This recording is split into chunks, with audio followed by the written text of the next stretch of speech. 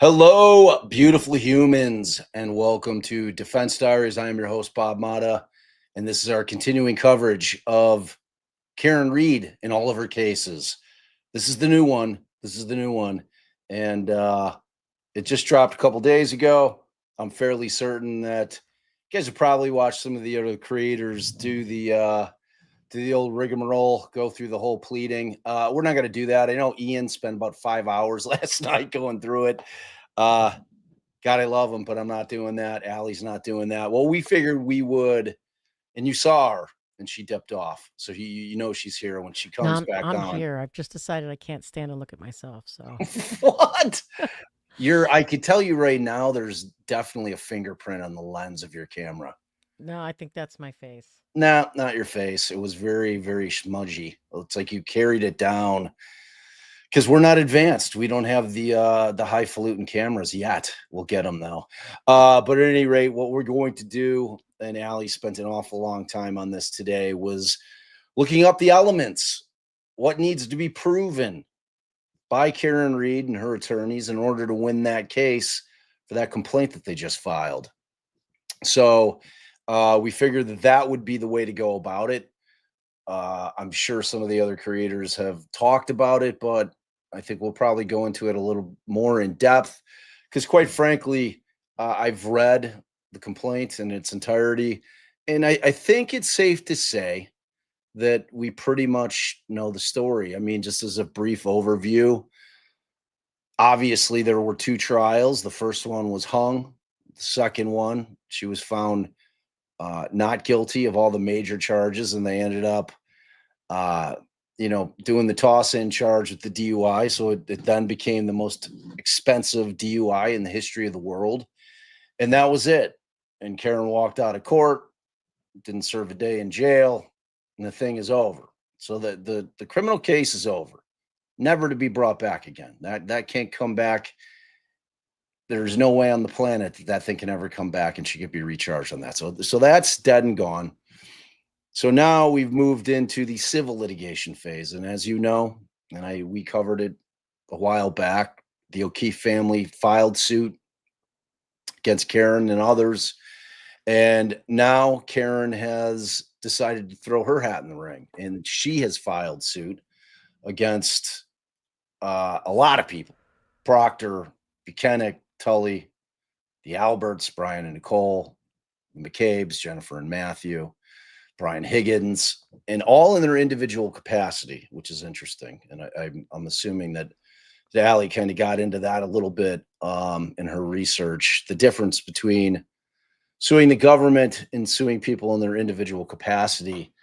There's going to be some tricky shit in there, so I'll be curious to see what Allie was able to dig up. But as I said, we kind of know what the defense's story is, right? And the civil complaint follows their narrative almost to the T, flushes it basically out. Everything that we heard in trial one, not so much in trial two. But their premise is pretty simple, that on the 29th of January of 2022, John died at 34 Fairview during a late night house party. It's their position that he died somewhere and somehow in that house. Their truth is that John O'Keefe was killed inside the house during a physical altercation. And he suffered blunt force trauma to the face and the head. He's got this deep gash on the back of his head, which they propose is from falling backwards onto a ridged surface. And then he's got the dog bite wounds from Chloe. And most importantly, in their estimation, which led them to that, is the fact that there's no injuries that are consistent with a vehicle strike. No broken bones, no lower body trauma, none of that. And then, then there's the cover up with the House defendants, the Alberts, the McCabes, Higgins. They're going with the Googled, still going with the, how long to die in the cold at 2:27 a.m. So they're gonna, I don't know who they'll bring on. Maybe they bring on Whiffen. I don't know. And I know people are kind of like dug in on that Google search. I think that people kind of like, you know what, we're gonna put that one to the side, because I have to be honest, after 2 full trials, nobody convinced me of anything, whether it happened or whether it didn't. So that's where I'm at. There's no use yelling at me in the chat that she did it, because I listened to the experts during trial and they didn't, none of them convinced me, none of them. So either way, one way or the other. So that thing kind of remains a mystery. But again, the cover up goes from the search on Google, and then that John O'Keefe's body is moved to the outside on the front lawn by the flagpole, and that somebody positions the Ford Edge to obscure the body from view from passerbyers. And, that they stage it ultimately to look like Karen Reed hit him with the car, and that there's some kind of blood pact to lie that he never entered the house. Conspiracy. And then you get the corrupt investigation, which is where Michael Proctor enters the picture. He's obviously, in their estimation, has conflicts. He grew up in Canton with the Albert family, close personal friends with the Alberts, had Julie Albert's personal cell phone number. Sister Courtney was a close friend with Julie Albert. His mother called the Alberts the Proctor's second family. And their bottom line is that he should never have been assigned as the lead investigator, which I think probably is true. I think that's probably an accurate statement. As far as Proctor's misconduct, you got your greatest hits, obviously, starting with the evidence fabrication, which is the planted taillights from the CPD Sally Port, that he manipulated surveillance video, deleting 42 minutes, which the point being that 42 minutes would have shown an intact taillight. That's why he had to get rid of it. The inverted Sally Port video to make the right side appear as the left side. The planted glass shards on Karen's SUV bumper, which, of course, unfortunately for the state, didn't match the cocktail glass from the bar. They failed to secure the crime scene for nearly a week. They never searched the house for blood, DNA, fingerprints, anything. No, they never examined the suspect's body for any of the suspects. And they're talking about in the house for any kind of injuries that may have been sustained during a fight. And they never seized any of the suspect's phones. And then you get the text messages from Proctor, which we all know about. They're all repugnant. Dude lost his job. The guy's a piece of shit. We get all that. Then 16 hours after the body's found, before even walking into the house, there's coordination with the suspects. All right. And the estimation of Karen's lawyers that his sister was used to pass info to Julie. So Brian's sister-in-law, and we're talking about Brian Albert. Julie promised Proctor a thank you gift for handling the investigation to avoid implicating House defendants. He interviewed all the suspects at their homes and lawyers' offices. There was never a formal station interview of anybody. And they let them coordinate their stories via group texts before the interviews took place. And they never obtained ring videos or other surveillance from the Albert home or the neighborhood. More the neighborhood. That's the one that always bugged me. Somebody in that neighborhood has a ring video. I mean, I'm sure somebody in the past 3 years has gone out there to look for every house that has a ring camera in that particular neighborhood.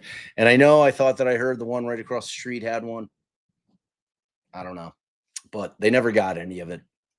And then when you get to Bukhenik and Tully, Karen's lawsuit is saying, look, they knew. Bukhenik and Tully knew about Proctor's conflicts and his bias. They had seen his derogatory text messages, yet they took no action to remove him or correct the investigation. Bukhenik even liked texts calling Karen retarded, and that they both, Tully and Bukhenik, facilitated the corrupt investigation. And then obviously you've got the prosecution. The first one started in April, went through July of 2024. Again, ended in a hung jury. And then the second trial, which June 18th of 2025, Karen's acquitted of the major charges. And as I said, she was found guilty of the DUI. And all the stuff that happened after the fact. Proctor gets fired from MSP. Proctor's transferred out of the detective unit. And that preceded him being shit canned, obviously. July 7th, Bukhenik is reassigned to administrative role. October 18th of 2024, Tully is disciplined and stripped of detective designation. And, you know, in terms of the damages, are we going to get into that, babe? Do I have to go through that now? Or? No, we're going to get into all that. Okay. All right. So, I mean, that's kind of the long and the short of it, you know, because what we're going to do is we're going to skip the facts. As you can see, Allie has gone to page 29. And like I said, there's my beautiful and brilliant co-host. What's up, girl? Hey, babe. Hey, y'all. She had to remind me what I look like again by saying that.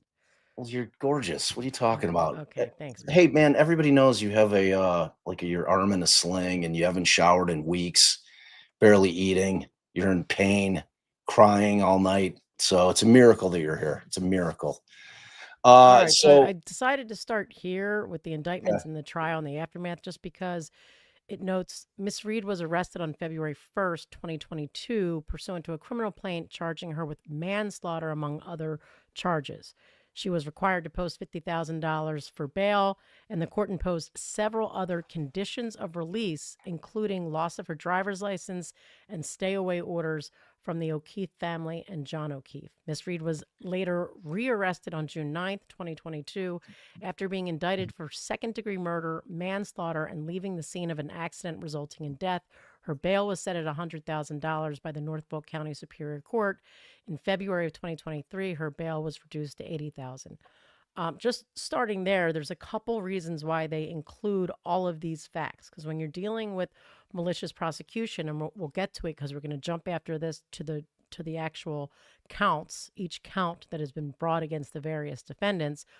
But of importance here, we got to starting with the date. You know, so when did this happen? Was January 31st, right? 29th. 29th. Yep. So there's, I think, a 3-year statute of limitation on some of these claims. Oh, the dog. Jesus. What a guy. What's he doing? But he's just growling at me. Aw. I tried to close the door behind Tell him me. I'm taking him for a walk after this. Yeah. Tell him Daddy's taking him for a walk. Yeah. So in any event, when you're dealing You didn't tell him. I know, babe. I told him telepathically. When you're dealing with things tied to malicious prosecution, the statute of limitation doesn't begin to run until the conviction is until the end of the criminal charges. So by tying all of this back to that, they're going to be able to sort of extend any statute of limitations. Additionally, I think of importance is she's not charged with driving under the influence. So that's not what.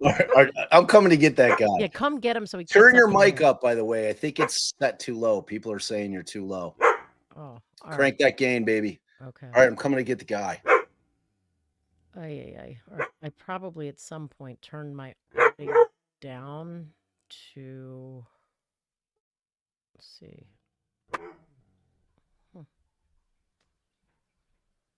Now, let me wait till this dog goes away because it could be the barking of the dog is quieting my mic. Ask him if he wants a treat. There you go. All right, so is that any better? Now that he's not barking, that maybe my sound's okay? All right, I'm going to leave it like this and see what you guys say. But at the same time, I'm not looking because I'm on the I'm on the page where I'm reading the pleadings. So also, I think that that is very important because there's going to be a huge issue here, and again, we'll get to this more when we get down to the counts. But establishing that this terminated in her favor, that she wasn't convicted of a crime, that there was no probable cause to charge her with a crime, and I think that their saving grace in this case might be the fact that there was no charge even at all related to driving under the influence. So I think that that's important here as well. The fact that she was on bail, that her freedom to travel was limited, that had she had significant pretrial conditions. All of those are important for demonstrating that she was seized, and that this was a continuing seizure, because that's another one of their 1983 allegations, is that she was unlawfully seized. So that's why they're adding all of these conditions here. So that is important. They go on to say Miss Reed was tried twice by the Commonwealth. The first trial started in April of 2024 and ended in July after the court ordered a mistrial because of a hung jury. On June 18th, 2025, following another two-month trial, Miss Reed was acquitted of all charges associated with the death of John O'Keefe: murder, manslaughter, and leaving the scene of an accident resulting in death. So again, that's not just, they're just sticking those words in just because. That's going to become important for their malicious prosecution count later. Again, we're not even talking about a DUI. So, did you turn your gain up? You sound the exact same, dude. I thought it was maybe the dog. Which one is the gain, babe? No, go into StreamYard and do it there. That's where I think your mic's down. No, I have it on automatically adjust. Oh, really? Yeah, I just checked that. That's the first thing I checked when you... The gain is the one all the way over to your left. The furthest. Yeah. Okay. Am I getting louder? A little bit. You have to speak. Speaking, you have to do the testing. 1, 2, 3, testing. Yeah, there you go. Oh man, now it's like all the way up. It's not all the way up. It's probably like past the 12 o'clock, right? Like at the 1 o'clock. No, it's like at 5:30. I don't know. Yeah, there you go. I mean, you're definitely louder. She's not too loud, right, y'all? I think she's okay. All right.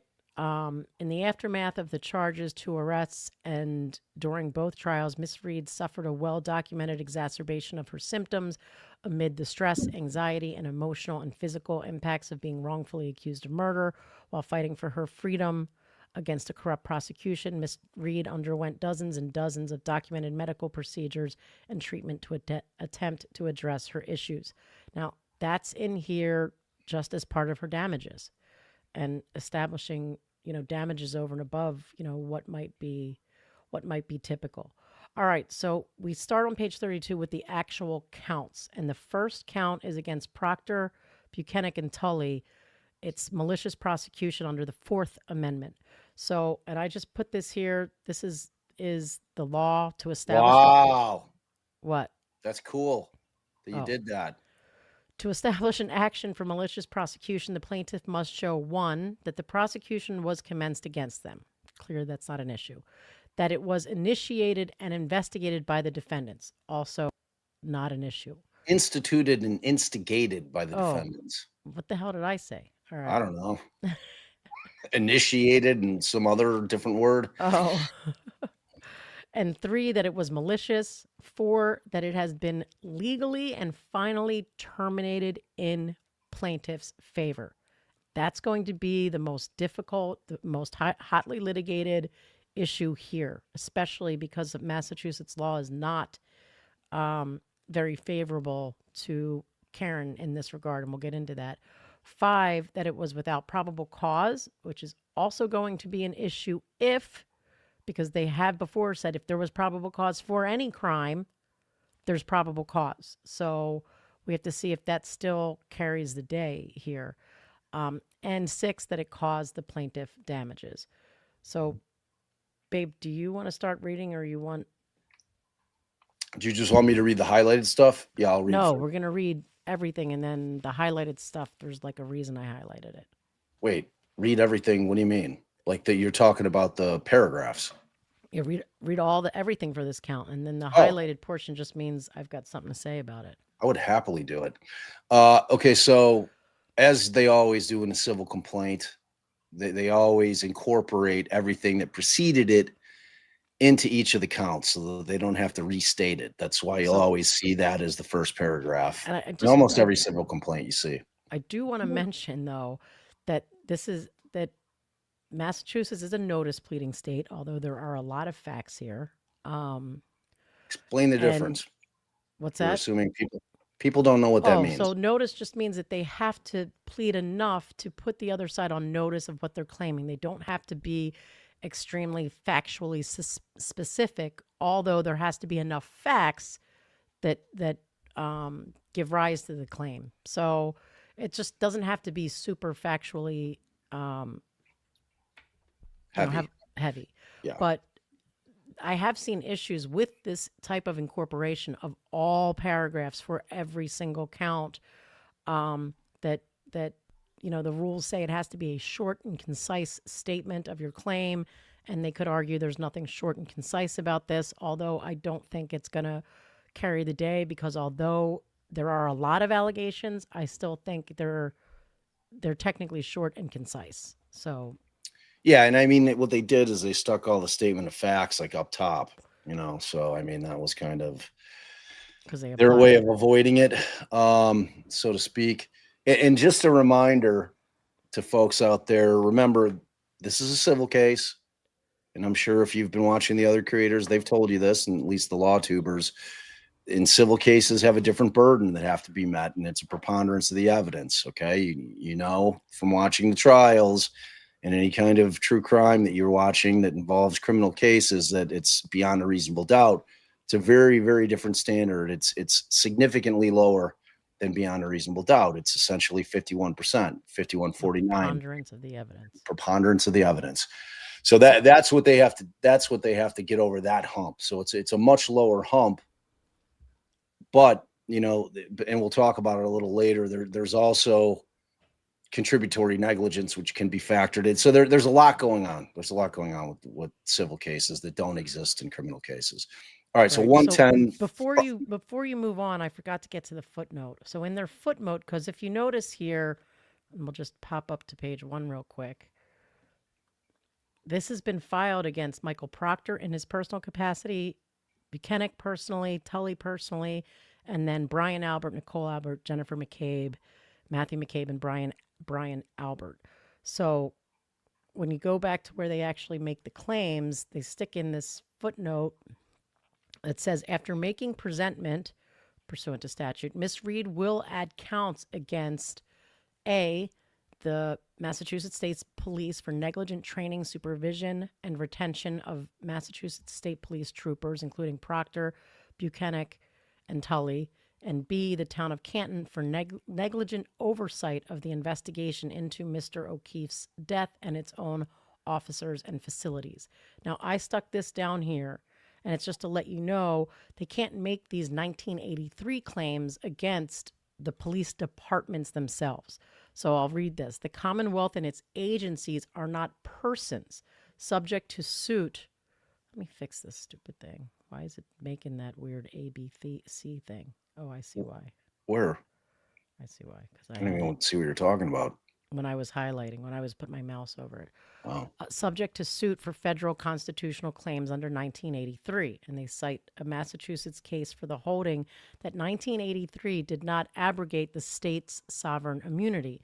And they cite another Massachusetts case stating an agency of the Commonwealth is not a, quote, person subject to suit for monetary damages under 1983. Consequently, all counts alleging constitutional violations or conspiracy to commit constitutional violations, and this case was the DCF, I guess, Department of Children and Family, must be dismissed as barred by sovereign immunity.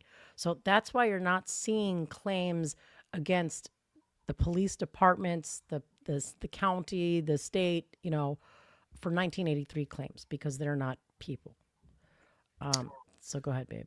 Okay. So 110, Proctor, Bukhenik, and Tully violated Miss Reed's Fourth Amendment rights by engaging in a malicious prosecution of Miss Reed by causing her to be seized pursuant to legal process, unsupported by probable cause.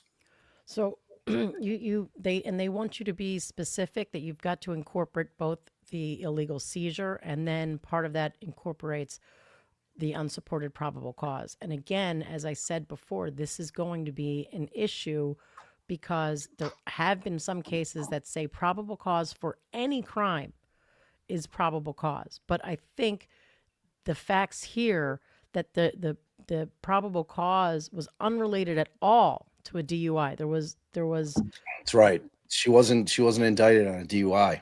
Right. That hopefully that will be a saving grace here. The closest was, leaving the scene of an accident, so which is how they got the lesser. Which I don't know if they have probable cause for that.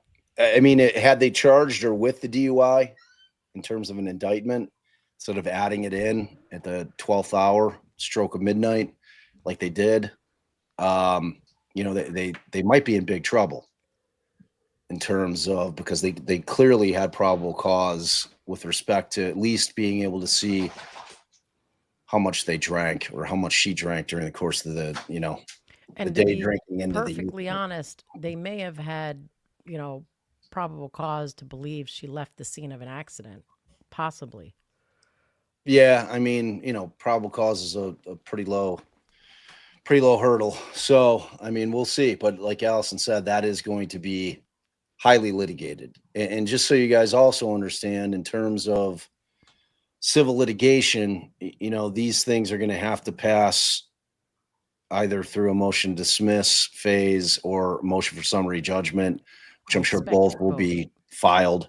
And, if they prevail on those, then they're moving on. And, in your experience, babe, do you think that the motions, those types of motions, will occur before they're deep into discovery, or do you think that? No, very first thing that's going to be done is the defendants are going to file a motion to dismiss, arguing that they have failed to state a cause of action. And, when you're looking at it from failure to state a cause of action, they're only looking at whether the allegations, if true, state enough, not whether there's evidence of them, not whether anyone really knows he went in the house, not whether or not they can ever prove that a dog bit her, but just if what they said is true, have they stated a cause of action? So, and it's got to survive those things that we're talking about. I mean, in terms of, is this count in particular going to be barred by the way that she was convicted of something? Right. I mean, she was convicted of the DUI. That's going to be a hotly contested issue. So the reason I brought that up now is because I know that everybody is excited about the concept of discovery in the civil cases, because as we've been telling you for months and months and months, it's a vastly different procedure civilly in terms of the amount of discovery that you can receive from the other side through interrogatories, through production requests, through depositions. Those things can really bear a lot of fruit. I just want to prepare everybody in the event that this thing gets in front of the judge, it's fully briefed, it's argued, and the entire thing gets dismissed. You're never getting any of that discovery. And the other thing that I just want to kind of warn people, if you're under the impression that civil cases are like criminal in the sense that we're going to get to see everything, we're not. Like, we're not going to see transcripts of the depositions, at least not while the thing's pending. Like, while the thing's pending, we're not going to find out anything. We'll see them in a motion for summary judgment. Right. I mean, that's what we'll see. We'll see hints of it. Whatever they decide to attach, usually it'll be from depths where you're citing portions of the depositions and things like that. But I just want everybody to kind of have realistic expectations going into this thing, which is going to take years of what you're going to see. And this thing could get, struck down before we even get rolling. So I just want to warn everybody about that. All right. So 111, the criminal proceedings against Miss Reed terminated in her favor when she was acquitted of murder, manslaughter, and leaving the scene of an accident with death. Oh, sorry. And then I don't know where that first. Did you go through that first head note? I did. Footnote. Okay. All right. So 112, Proctor, Bukhenik, and Tully caused Miss Reed to be seized without probable cause, as described above, including but not limited to by A, leading, handling, and participating in the O'Keefe investigation, even though Proctor was conflicted due to personal relationships with various witnesses, suspects, and potential suspects, which conflict led to Miss Reed's unlawful treatment. B, the handling the investigation, even though Proctor had an extreme and personal negative bias towards Karen Reed, which bias led to Miss Reed's unlawful treatment. C, violating MSP rules, policies, and procedures in all aspects of the investigation. D, planting, fabricating, and manipulating evidence, falsifying documents, preparing false affidavits, and committing perjury. E, that's suspicious. Mandy. E, failing to secure evidence and the crime scene, obtain evidence, timely and appropriately interview suspects, and investigate the Alberts, the McCabes, or Higgins, and allowing them to destroy potentially exculpatory evidence. F, failing to consider and present exculpatory evidence to prosecutors and the grand jury investigating Mr. O'Keefe's death, such as the evident dog bite injuries on Mr. O'Keefe's arm, and evidence that his injuries were caused by an altercation and not a vehicle strike, such as the lack of lower body trauma. So 113, following her indictment by a grand jury, Miss Reed was rearrested without probable cause. There's that thing again. Forced to pay a $100,000 bond to be released from custody and required to comply with numerous pretrial release provisions. These post-arraignment deprivations of her liberty constitutes seizure under the Fourth Amendment. So, and again, I mentioned this earlier, it's because that's very important, both for a continuing seizure for the statute of limitations and just to show that she was seized under the law that second time, because she went to the police department willingly, but I think she had a warrant. So, you know, it's just kind of to cover all of those bases. I just wanted to check one more thing. Okay.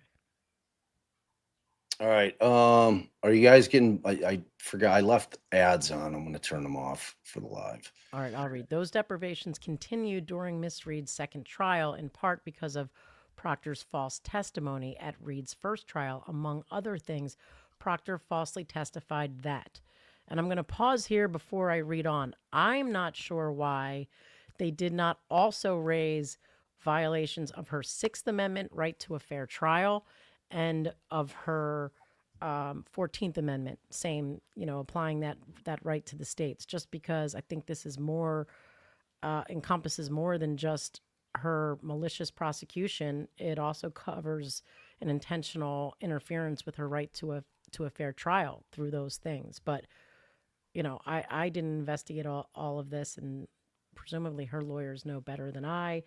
But to me, I would have thrown the Sixth Amendment and the 14th Amendment in here as well. Yeah, maybe they'll watch live. They can amend the complaint. Okay. So, among other things, Proctor testified falsely that. Go ahead, babe. You read. A, when he first saw the taillight on Miss Reed's car at Miss Reed's parents' house in Dighton, it had large pieces missing, and the shattered taillight displayed at the first trial, as photographed on February 1st, 2022, was in the same condition as on January 29th. And I'm just going to pause here just to say, remember, when we get to the motion to dismiss phase, they're not going to be talking about how the hell do you know what the taillight first looked like? How do you know large pieces, you know, were missing? How do you know he lied about it? That's for the motion for summary judgment phase. Okay, B, he and Bukhenik never touched any part of Miss Reed's vehicles when it was stored, or vehicle when it was stored in the CPD Sally Port. C, he retrieved taillight pieces on subsequent searches at the Alberts home when he knew he had deposited or arranged for someone to deposit taillight pieces at the property. D, Chris and Julie Albert were his loose acquaintances rather than friends. And E, his statements and sworn affidavits, all claiming the Lexus was seized at 5:30 p.m. and that he arrived in Dighton at 4:30 p.m. were, quote, typos, end quote. So 115, thus, Proctor, Bukhenik, and Tully, acting under color of law, violated Miss Reed's Fourth Amendment rights against unreasonable searches and seizures. 116. Well, so again, I'm just going to say, like, a lot of what he alleged here, I think, again, is more appropriate for, or also appropriate for, the Sixth and 14th Amendments. I Because agree. we're talking about him lying during trial, not. Right. Well, it's about, and it's about them lying during trial, but also lying during the process to get her to trial. Right. Agreed. Although it says those deprivations continued during Miss Reed's second trial, in part because Proctor's false testimony at Reed's first trial. Right. So but I agree that these actions done to get the search warrants, to get her arrest warrant, but for some reason they're not speaking on that in this count. And I think that they should have said that he lied in obtaining warrants. He lied in obtaining, search warrants and arrest warrants, period. Yeah.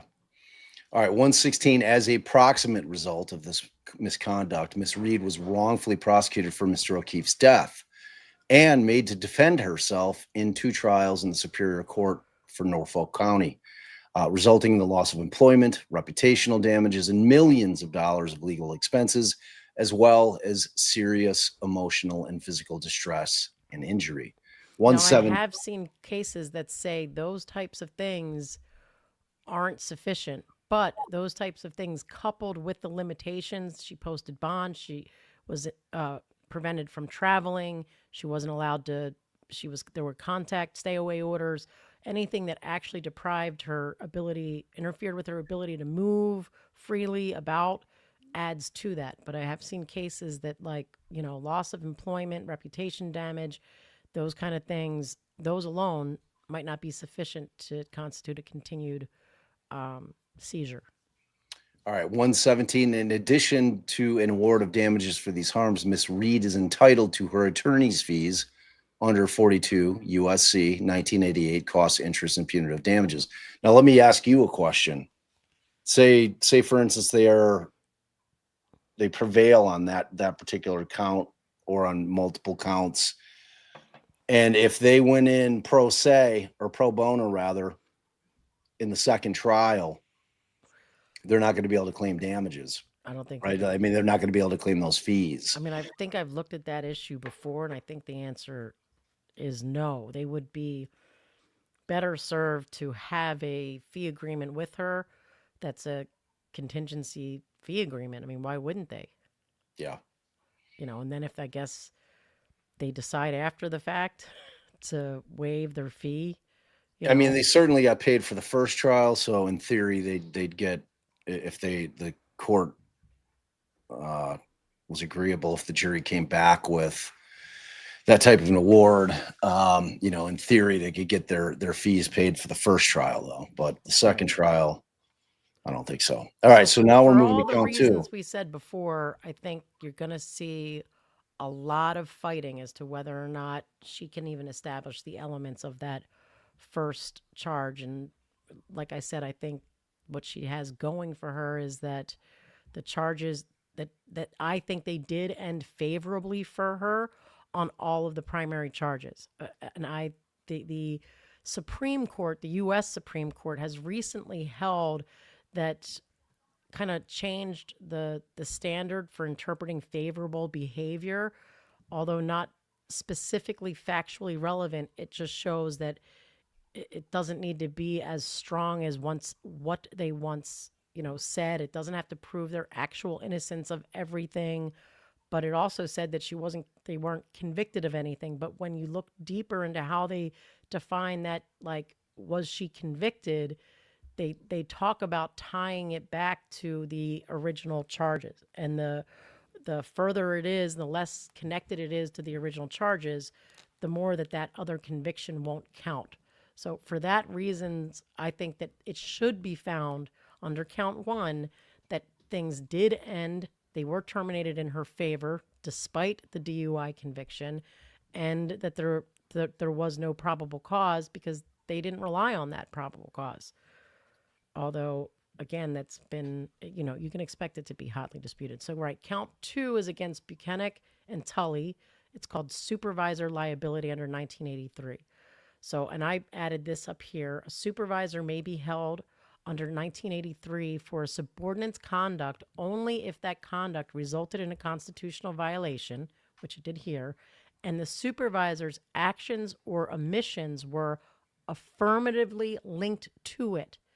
That's what I think is going to be the most hotly disputed issue here, whether the failure to discipline him for those text messages, because that's basically all they really established, that he was mistreating evidence by talking about searching for nudes in it, right? Yeah. So that's a big one, and that he was showing a bias towards women in general and an inability to professionally investigate this specific defendant. So, but again, so the acts or omissions for failure to properly discipline him. Now, can someone remind me, either you or in chat, when he was first disciplined for this? It was during trial, right? I believe he was suspended in the interim in between. But not close in time to when it happened. No, it was after the first trial. Okay, so that's a huge before the distinction second here. one. Had they disciplined him at all after it happened? I don't care how minor. I just read some cases like it was. I think I did a little copy and paste of a bunch that I wanted to, that the where they found that it was like totally fine, but it was like even sexual assault. Oh, sorry, we'll get dinged for that. Of a woman, as long as there was some form of discipline, no matter how minor it was, the courts have found that was sufficient, that amounted to them doing something, them, showing that they won't stand for that type of behavior. You had none of that here. So this whole, either through encouragement, you got a thumbs up, right, on one thing, and definitely an acquiescence. There was an acquiescence because nobody said anything to him. He wasn't disciplined in any way, shape, or form whatsoever. So the biggest question here is whether there's a link to what they're alleging happened, and we're gonna get into that now. But let me just start here, and then I'll hand it over to you, babe. So a supervisor is liable under 42 U.S.C. 1983 when the supervisor supervises, trains, or hires a subordinate with deliberate indifference towards the possibility that the subordinate's deficient performance will result in a deprivation of an individual's constitutional rights. So now I added this part. What the law says: to demonstrate deliberate indifference, a plaintiff must show 1, grave risk of harm, 2, actual or constructive knowledge of that risk, and 3, failure to take easily available measures to address the risk. Now we're about to get into how the pleadings address those things. You'll see that with what comes next. But the question will still be, are the measures they could have taken to address the risk, are they tied to the risk that they knew of? So mishandling of evidence, specifically, the way he was searching that cell phone, and the mistreatment of and bias towards the suspect and women in general. So that's what we're gonna have to look at here, is when they start talking about the risks, the remedies, their measures that they should have taken. So go ahead, babe, you can read now. All right, so 120, Bukhenik and Tully knew or should have known that there was a grave risk that Proctor would fail to investigate the Alberts, with whom he had a close personal relationship, which he had disclosed. They also knew in 121, or should have known, that there was a grave risk that Proctor would wrongly seek to have Miss Reed charged with the manifest bias evidenced in his text messages, which were sent to Bukhenik, among others. 122, Bukhenik and Tully could have taken easily available steps to avoid a constitutionally deficient malicious prosecution of Ms. Reed. Those measures include, but are not limited to, 1, replacing Proctor with an unbiased investigator that had no personal relationship with anyone involved in Mr. O'Keefe's death. 2, So safeguarding sorry, babe, as to 1, that's definitely a step that would have been tied to exactly what we're talking about. They knew he was biased both in his relationships and his treatment of Karen. So they could have replaced him. I mean, they could have even, disciplined him, spoke to him about it. But yes, that one is tied to the direct, claims that the defense is making. Yeah. And then 2, safeguarding the crime scene and the physical evidence, including Mr. O'Keefe's clothing and 47 pieces of taillight material to prevent anyone from planting, manufacturing, or manipulating evidence. So now that's a questionable one, right? Did what they know, okay, just taking it in a vacuum and assuming that all the supervisors knew was what was in those text messages, would that have given them enough information to know, well, he might plant evidence. He might manipulate the evidence. He might not collect the evidence correctly. That one's a little bit more questionable. Now, you do have, and that's why I mentioned, the fact that he was mishandling the search. So maybe that might be enough to say they had evidence that he wasn't handling evidence. They had information that he wasn't handling evidence correctly, that he was abusing his power in the way he was handling the physical evidence. So in that, it should have applied to all the physical evidence. But,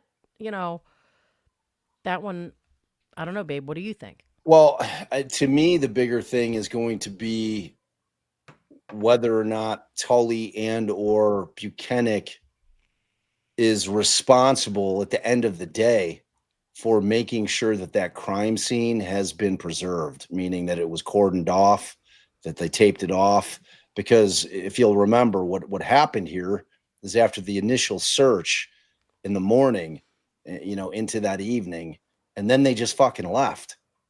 Right. And just left this crime scene wide open. The question is almost, was Proctor involved in that? Was he responsible for that in any way, shape, or form? Well, I mean, if he's the lead investigator, I mean, like that's where kind of like how shit rolls downhill is going to come into play in terms of the hierarchy. Right, if he's the lead investigator, I mean, does that fall on him, or is that the people that are handling the crime scene evidence? Is that their responsibility? Like it's going to become a question of whose responsibility it is.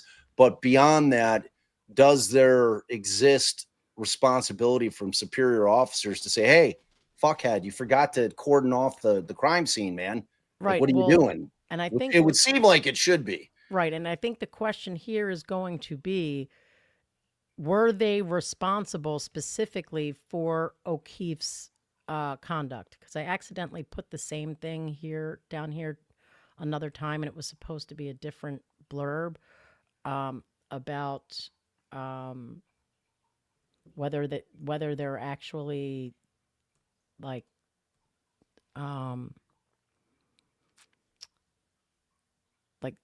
if they actually have a duty to supervise.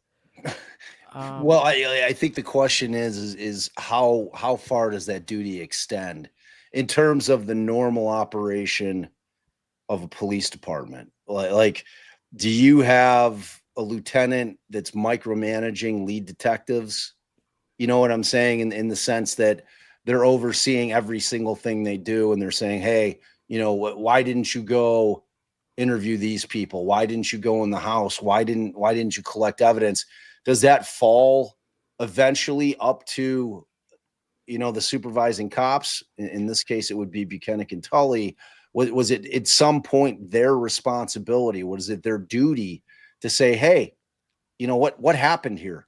Like, I'm looking at your notes, or if they prepared a report. And that's one of the other things that comes into play here is that, and we talk about it constantly on this channel, that police reports are not contemporaneously made to when things occurred, meaning that when Proctor went out and did a bunch of shit, He wasn't running back to the station, jumping on his computer and typing out the reports, and then handing them off to Tully or Bukhenik, whichever one of them signed off on his reports. But don't forget, babe, the question's going to be whether their knowledge of what was in those texts, that he was mishandling. I don't think that does shit. It just means he's a fucking cocksucker. That's like, to me, the texts aren't going to win the day. But that's other than show. I know. Right. So, and just to here's some more law on the supervisor. If a supervisor with authority over a subordinate knows the subordinate is violating someone's rights. So again, here they do.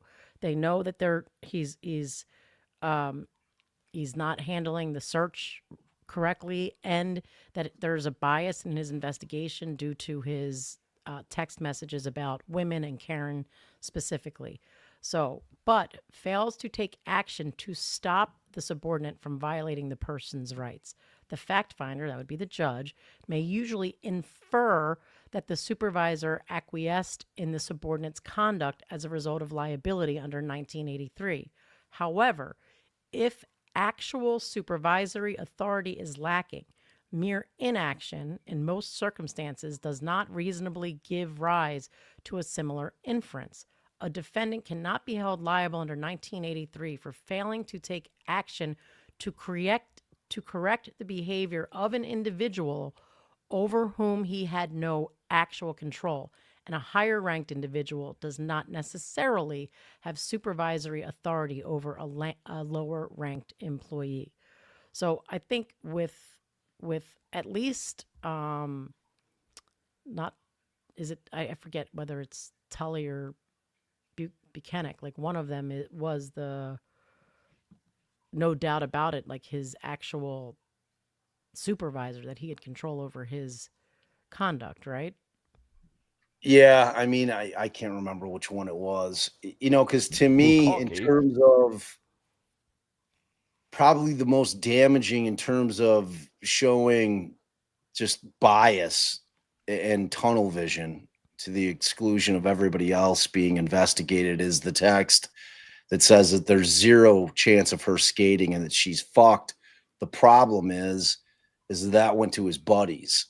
I don't think Bukhenik and Tully were in that particular stream, that text thread rather. So I don't know, because it's like, look, the shit that he wrote was repugnant, but he said he was looking for nudes in the text to his. I get how offensive that is, but in terms of the law, in terms of showing, he's violating her rights, or he's not handling the physical evidence appropriately. He's doing an unlawful search. That's definitely a violation of her rights. The question is, does that violation give them notice that he might mishandle other pieces of evidence, thus, translating into this safeguard here of number 2? Well, and here's where the newly produced stuff, in terms of all of Proctor's shit from 2012 forward, if they can show, even if it's not Karen's nudes, but if they show that this guy was actually keeping nudes from other cases of women that were either victims or somehow involved in cases that he was investigating, that'll go a long way in convincing a judge. Especially because otherwise it's just fucking words. It's like just him being a douchebag, like, just trying to be funny. Right. Because that's what they're going to argue. If I'm defending the claim, if I'm defending Proctor, I'm going to say this is, it's locker room talk, that kind of shit, that he's not really looking for, really looking. That's why I'm saying, if they find in this treasure trove of new information they're getting from all of Proctor's phones from back in the day, and everything that was up in the cloud, that he was actually doing it. Right. It's a different thing to me, because otherwise it matters a lot what he said to them. But I think, to your point, having gotten that text and said, well, maybe it's just locker room talk. Had they done any investigation? Look, I want to see your cell phone pictures from that day. or went back to see had he done that on any other cases, that they would have found it and then they would have known it. That might have been part of these safeguards that they could have taken. But go ahead to 3. All right. Let's see where I had scrolled up. Oh, you're not looking at it What, from my count end? 3? Yeah, No. no. Oh, you went down to the 3rd count? You skipped all that No. shit? So you're not reading it off of I what's on the am. I screen went in to go front of look at you? other things while you were talking. Okay, so look at Just tell me what paragraph I was on, dude. All right. Is there some reason it's not right here in front of you? I'm reading what you did, except much bigger on my computer. That's what I was trying to figure out. Yes. That's what you were doing. Tell me what paragraph we're on. 122. Thank you. Number 3. Bukhenik and Tully could have taken easily available steps to avoid a constitutionally deficient malicious prosecution. Wait, we just read that one. Right. You're on you 3. mean paragraph 3. Okay. Sorry. 3, initiating timely searches at the Albert's house. I mean, that to me, like, but again, that goes to what I was just talking about, which you kind of glossed over. Like, they're going to have to establish that there is a chain of command, and that ultimately is, that the protocol in that department is that there is somebody overseeing the lead detective, and saying, hey, man, you're fucking up. Like, why aren't you getting at least trying to get a search warrant to get in that house, or ask for a consent search? Either way, do something. Right. Like, if that doesn't go beyond the lead detective, which is Proctor, up to either Tully or Bukhenik, then, I don't know how you're dinging again, it. If they knew he had a personal relationship with them that should have amounted to a conflict of interest, should they then have either A, assigned someone else who then would have initiated timely searches, quickly seized the cell phones, or B, looked into whether or not, because of that relationship that they had knowledge of, been more on top of the things you're saying. Make sure that they're actually, he's conducting a proper investigation into the Alberts, into the McCabes, into Higgins. Yeah, So and the one thing that how we'll they could tie those together. Yeah, and I agree. But in the thing that we'll get to see in the civil trial that we didn't get to see nearly as much as we should have been able to in the criminal trial, because Cannoni just wasn't fucking hearing it is that relationship. They're going to have to show me a hell of a lot more than a couple of random pictures to establish that this guy was so closely connected to these people that he's going to end up risking his career in order to protect them. And that'll get fleshed out. I mean, that will be addressed much more thoroughly in this civil case, particularly in either a motion to dismiss or a motion for summary judgment. They're going to have to convince the judge that relationship is what they say that it was, to some extent. And that affirmative link that we were talking about earlier, that there's a link between these failures and what we're alleging happened, and both of the things that you said, and that they actually were supposed to have some control over that. Yeah, because if they can show that relationship and that potential for bias in terms of that relationship being a thing, they've passed that first hurdle, right? I mean, like, to me, that's going to be the thing that they're going to have to show, and it's going to have to be something better than Facebook friends and shit like that. A random picture. I mean, like, Canton's a small fucking town, right? I mean, like, I think a lot of people know each other in that town. So, again, I'm just trying to think of it from the position of the judge in this thing, who is ultimately the person who is going to decide whether or not this thing moves forward. And I think that there's going to be questions that are going to be posed that go beyond just kind of surface level statements of facts, wherein they're going to have to provide some real tangible evidence to this judge in order for him to say, all right, I see what you're saying, and it's sufficient to move forward. But I mean, we'll see how it plays out. And 4, quickly seizing the cell phones and other forms of electronic evidence in the possession of the Alberts and McCabes and Higgins, which would have prevented their later manipulation and destruction. You could ignore that other. This blurb? There was a repeat. Oh, the supervisor one? And I just read what should have been there, which was not all, that they actually have to have control over that specific, over Proctor. Right.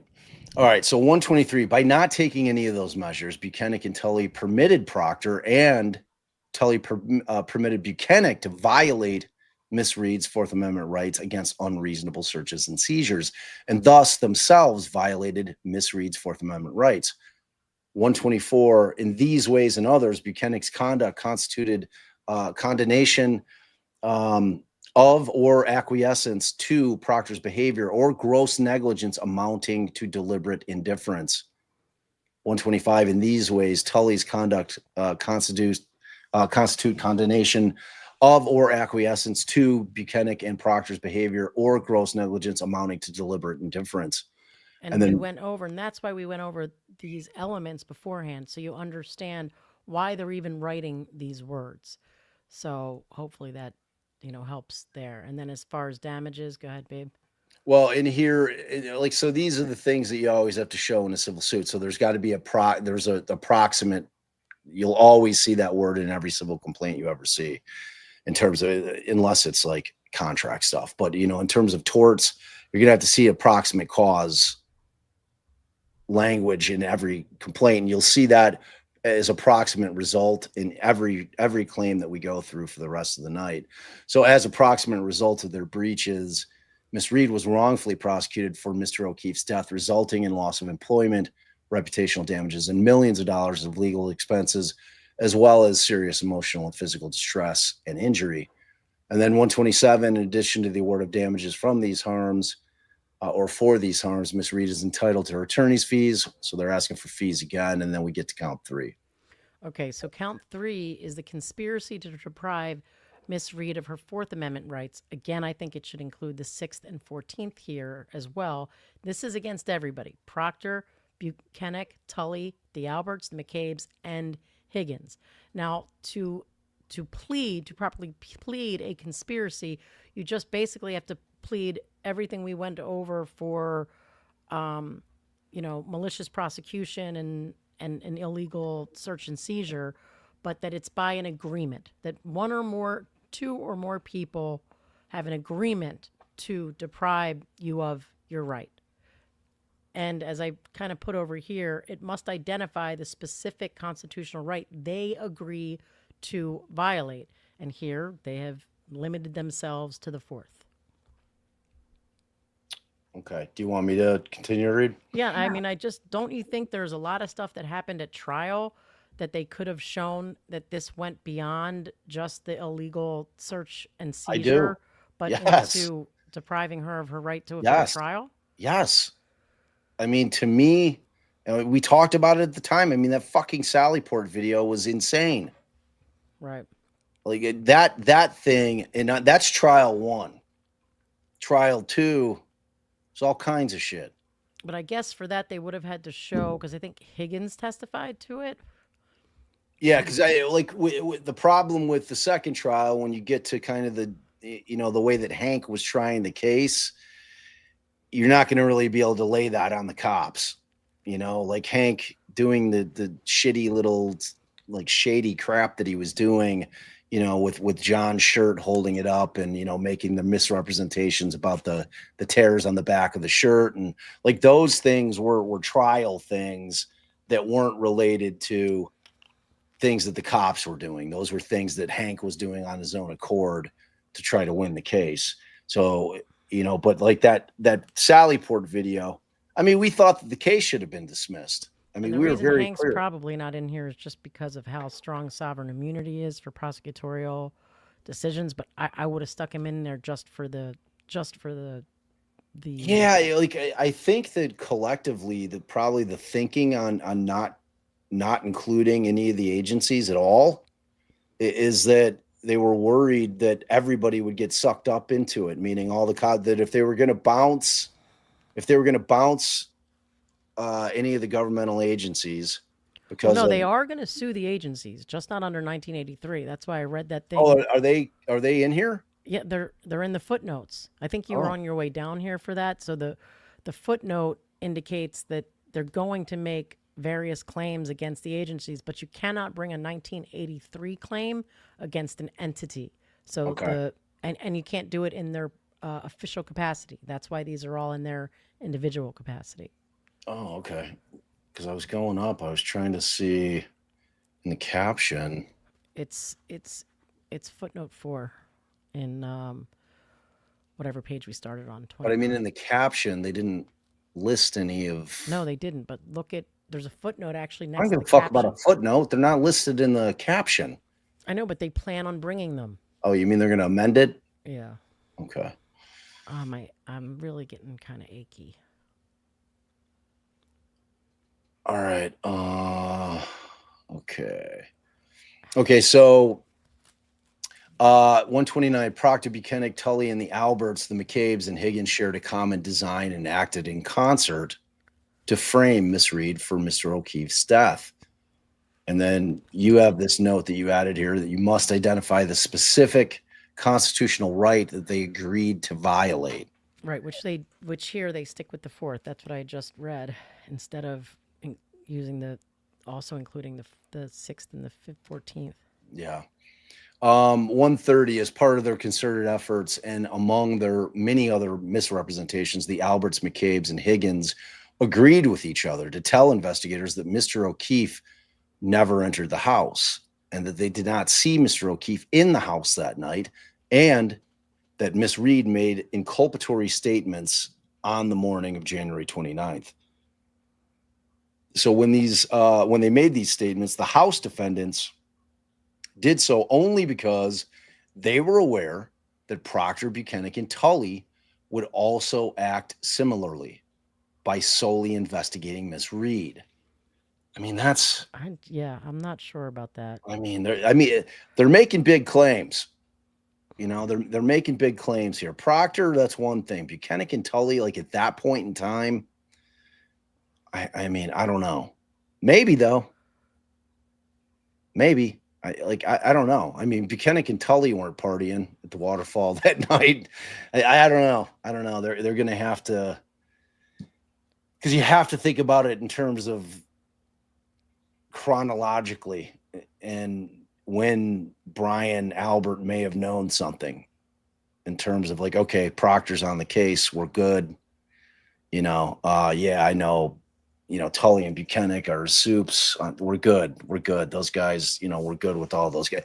I don't know. I mean, we'll see how it plays out. I mean, essentially, they're arguing that they made those statements in order to, because they were aware that Proctor, Bukhenik, and Tully would then solely investigate Miss Reed. I mean, yeah. Okay, so 132, Proctor, Bukhenik, and Tully knew or should have known that the statements made to them by the House defendants were false, and that obvious and easily obtainable evidence existed demonstrating Mr. O'Keefe went into the house where he was involved in a physical altercation during which he was beaten up, fell back, gashing his head, and attacked by a dog. Okay, so let's just stop right there, and let's just be intellectually honest, okay? This says obvious and easily obtainable evidence existed demonstrating O'Keefe went into the house, was involved in a physical altercation, da-da-da-da-da. If it was that obvious and easily obtainable, how come we couldn't get it during, you know, the entire up until now? I don't know.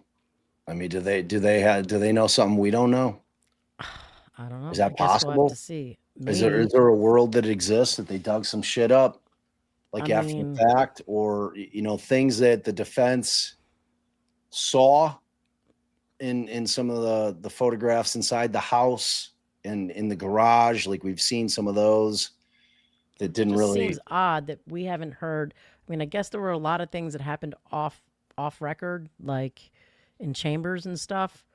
So I guess it's possible, but if they're talking about anything that we have all heard of, I personally have not heard of anything.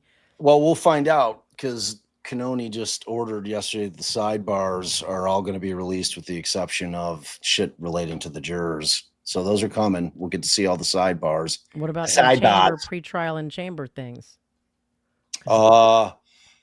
I don't know that she's ever going to release stuff that she considers to be like part of a protective order from the feds, or I mean, I just don't know where this evidence is that's so obvious and easily obtainable.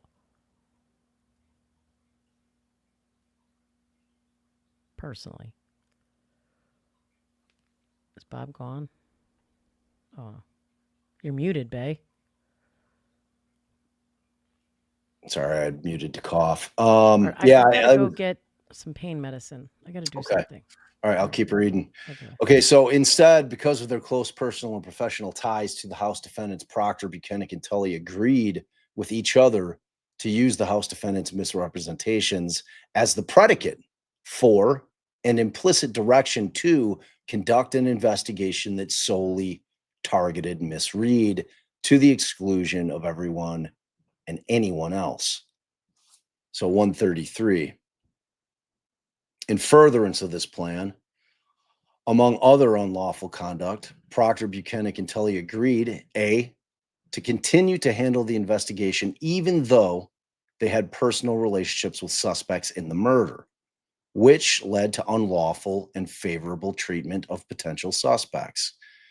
B, to continue to handle the investigation even though they had biases against investigating the House defendants because of the House defendants' ties to law enforcement. C, like B's legit. B is legit. The common sense tells us that. Cops are going to protect cops. It's how that shit works. Proving it in a court of law is a whole different thing, because what I'm here to tell you is everything that you see in a civil complaint, them's just words until there's some evidence that's provided. But whether or not, like in Illinois, they have, if you bring a frivolous claim where you're making shit up and they file a 137 against you, it's saying that that you've sworn on information and belief, that these things are true. And, you brought this claim in good faith. And it turns out that all the shit that you said in it, you can't back up, could be a problem. So, we have to assume that they're going to be able to, she's got some highly competent lawyers, right? She's got some good lawyers handling the claim. So while we've all heard the story, like we all have that's why we didn't need to go through the facts. We all know what the facts are. We heard the whole thing. The whole first trial was this complaint in terms of what the defense is saying happened, or in this case, the plaintiff is saying happened. So, but, B is something that I think that they'll still, they're still going to need to be able to show it. It can't be we can't just intuit it. It's got to be shown. That the cops back cops, and that, they looked the other way because the house was owned by a cop and they decided not to go in there. Like a text message would be nice. Like, God, no, you're fucking good, bro. You're good. We're not coming in. We'll just talk to you for a minute, but we're not trying to jam you up. Something like that would be super helpful. Now, A, to continue to handle the investigation, even though they had personal relationships with the suspects in the murder. To me, the argument is going to be by the defense attorneys in this thing, and civil defense attorneys are very different than criminal defense attorneys. Don't mix the two up. Usually civil defense attorneys are representing insurance companies. So they're a very different breed than criminal defense attorneys. But I think that the argument would be that they weren't suspects. That even though the plaintiff thinks that they were suspects, that based on what they saw and heard at the scene, that they weren't suspects, and that they're miscategorizing them as suspects.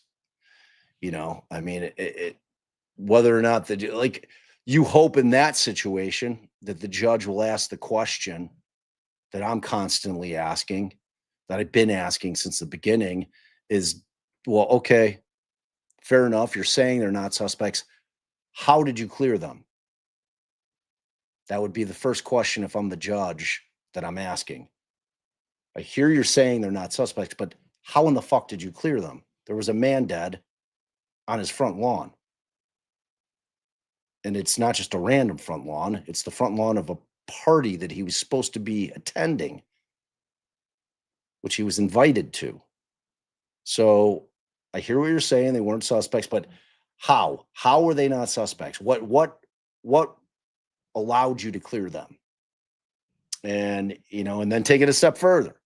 Did anybody ask for a consent search? Just to look around. Just to look around, just to be safe, right? Just to check out the house, maybe take a peek in the basement, maybe take a peek in the garage. And if not a consent search, if they tell you no, and this is me playing the judge. Okay, so they told you no consent search. Did that give you pause, officer? Did that give you pause in terms of whether or not maybe you should try to go in and get a warrant?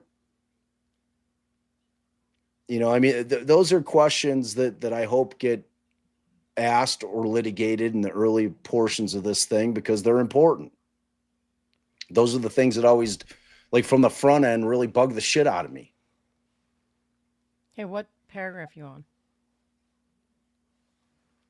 I didn't move much. I was blabbing per usual. So I'm on C. To continue to handle the investigation, even though they had exhibited an extreme and personal negative bias towards Karen Reed. And D, to violate rules, policies, and procedures in all aspects of the investigation.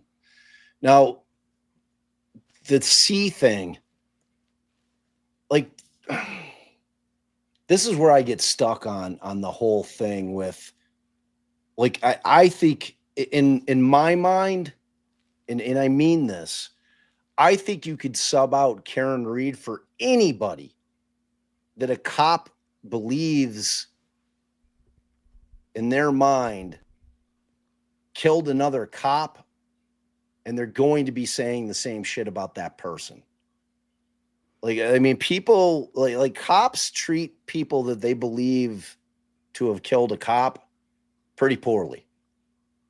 Typically if a cop has been shot and there's some kind of manhunt that goes on, I am always shocked if that person survives to be arrested. Like I'm usually of the mindset they're going to put that fucking guy down when they find him.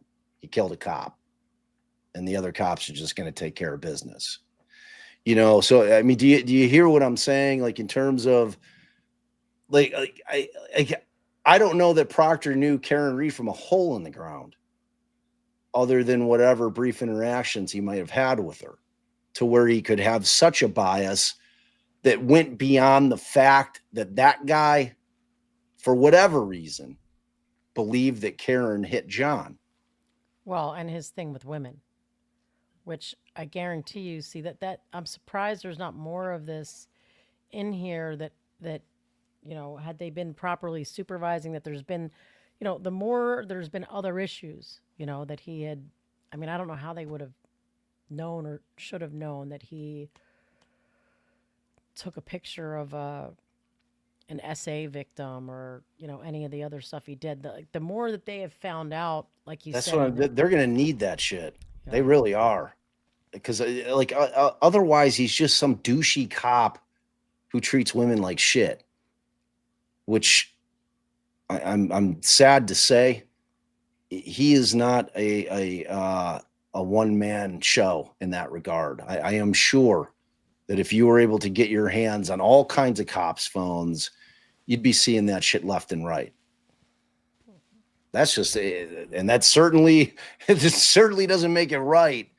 But the fact of the matter is, I don't know how strongly that goes to the bias towards the suspect, really. If if that's just like how this dude fucking operates on a daily basis. Like, I don't know. It's a tricky argument. It really is, because it's like, it's got so much inflammatory language in terms of the way that he was talking about Karen. It gets your bristles up because it's disgusting. Right. But in terms of being able to show actual bias, I don't know. you know, and it's like, it's a thing where and let me ask you, do you think it matters if it's a male judge or a female judge? I mean, I it hope not. shouldn't. It shouldn't. But I'm asking you a real question. Probably. You know, I mean, like, I think as disgusted as most men I know when they heard these texts come out, I think it's safe to say that women were even more incensed than men were. You know, and that, like, I Right. find So, it like you're saying, disgusting, I should but hope like, it shouldn't again, matter.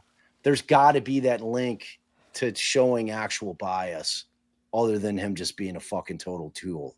You know, I don't, you know, because like, this is like, again, Because you're right, the worst stuff was said to the friends. right. Because that stuff, unquestionably, I mean, that's personal, direct bias against her. Yeah, right. Her balloon knot, her accent, her all the shit. Yeah, and that she's fucked.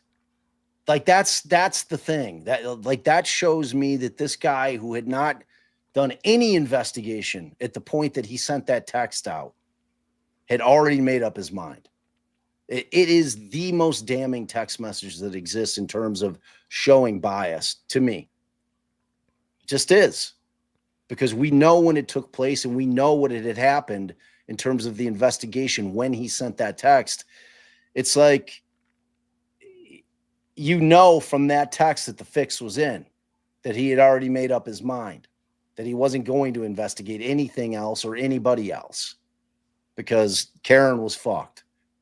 She's not skating on this one. I mean, to me, that's the most powerful text that exists. And the question becomes, like, and it's helpful.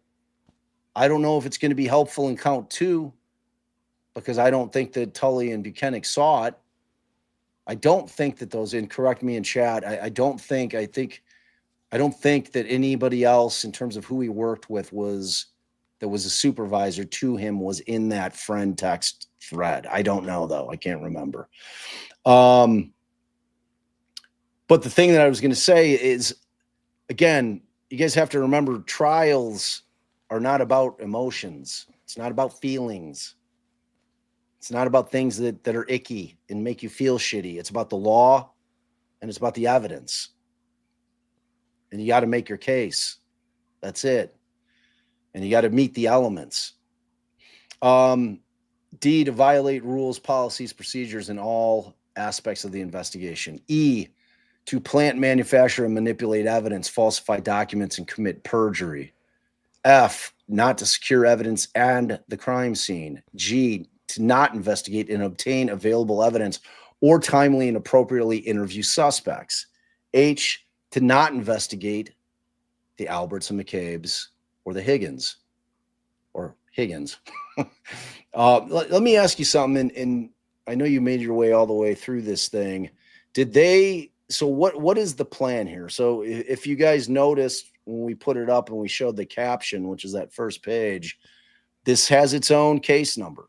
This has not been filed as a countersuit or like it's not an interpleader to the case that exists that has been filed by the O'Keefes against Karen. So what did they say to that? They said that they were intending to plan on seeking to consolidate. Which we don't know if the judge is going to allow because we heard him. He went through quite a diatribe. Why they did it this way. Right. Exactly. I mean, they'd rather have this survive as a standalone than have them file it in terms of under that case number and have it get bounced because the judge is like, nah, we're not doing it. Well, no, I'm not doing it. So I told you fucking people to go try to settle this shit. It's like, which seemed like, and I like that judge. I could tell he's been on the civil bench for a long time. You just tell the guy knew his shit. And, you know, but his conversations about, you know, his hope is that they're going to be able to work this thing out. He's treating it like a normal civil case where you have the parties typically can work shit out. It's almost as if he's tone deaf as to what this case is and who it involves and all of that comes along with it. because I cannot see a world in which this thing ever, like any of the suits ever settle. I think every one of these people that is a plaintiff in the O'Keefe case and in Karen's case, they want their fucking day in court. I mean, that's not to say if all these defendants in Karen's case that she just filed said, all right, let's pony up $3 million and make an offer. You know, it's going to be, and another thing that we have to think about is coverage, right? You know, because I mean, the first thing that they teach you in law school in terms of your torts class is you don't sue somebody with no money, not real money, at least. None of them care in this scenario, though. Right. I mean, like this is all because about the lawyers are doing it, whatever. Right. That's my point. Like, I don't know that money gets shit done on this thing, because I don't think for anybody it's really about the money. Right. Except for the lawyers who are going to want to get paid. They care about the money. Or do they? You that. Oh, yeah, I would think so. They've taken this case knowing that nobody's a deep pocket. I mean, well, that's the other part that I was thinking about. I think that maybe Brian's homeowner policy would cover it. You know, I mean, you're always trying to look. Well, I mean, they're saying we didn't do a fucking thing. They're suing us. You know what I mean? They're not saying there was any intentional acts on their part. But the defense is saying it's an intentional act. Okay, but they're saying, well, they're full of shit. I know, but if they get convicted of or if they're found guilty civilly of a liable, not guilty. They're found liable. God, don't ever confuse those words, please. You'll confuse people. You're never found guilty in the civil case. All right, so if they're found liable, if judgment is entered against them for an intentional tort, I don't know that their homeowner's insurance would cover it, even if it could cover it. Wait, so you're saying negligence? I think that would be something that would have to be decided before. Well, if he tendered it to his insurance policy, that's on him. Well, but that's what I'm saying. Like, that happens before you go to your lawyers. You try to find coverage. Like, anybody that's getting sued is going to try to find coverage, whether through their homeowner's insurance policy or if they have an umbrella policy, or, you know, your vehicle policy. Like, if you get in a car accident, you call your insurance company, even if it's not your fault. You're calling your company. You're calling the tortfeasor, the person who caused the accident. You're calling their company. You're making a claim, you know, and your insurance company will defend you if you're the tortfeasor, if you're the one who caused the accident.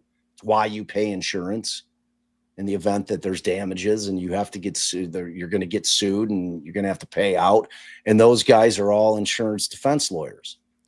So I just want to go back to Duck one. It's kind of an interesting concept, though, as to whether any of these people have coverage. Yeah. Because I mean, it's a big deal. Again, like you said, money seems to not matter in this case, except to the lawyers. But does it? They knew who they were suing, but they knew who they were suing. Yeah, I think it does. It's so wait, you're talking about the lawyers knew who they were suing? Yeah, the lawyers know who they're suing. They know that these aren't independently wealthy people. So you think that just the notoriety from being attached to the case is enough? I don't know. Maybe. Feeling compelled to help. I mean, I think that's why what's his name does it? Who? Allie? You talking about Alan? Yeah. Yeah. Maybe. So Duck asks, has the statute of limitations passed for O'Keefe to sue? Yeah, I'm sure. Well, here in Illinois, it's a year. I don't know what it is in Mass. But let's say new evidence comes out that actually proves that they were involved and they did something, then it would start over. As of right now, I don't believe that enough evidence is known to us to clearly prove that, you know, without doubt, that he went into that house or that CPD intentionally, you know, like CPD or MSP intentionally did those things. So if new evidence came forward, then their statute will begin to run all over again. See, I was just thinking about that exact thing last night. Like, I don't even know why. I was just walking around thinking about it, that the O'Keefes have just as strong, if not a stronger suit, because it was their son who lost his life, against CPD and MSP for them failing to properly investigate. You don't have a constitutional right to have your crime resolved. I mean, you might have state rights, victim rights under the state's constitution, but you don't have a 1983 claim, I don't think. I mean, maybe I have to think about it more, for like a failure to, as the victim of a crime or the family member of a victim of a crime, for failing to investigate the crime or investigating poorly or whatever the case may be. Yeah. All right. I don't know that I wasn't necessarily thinking of a 1983 claim, but I'd have to look and see the cause of action. I don't know that you have any cause of action for failing to investigate. Really? I'll have to look into that. It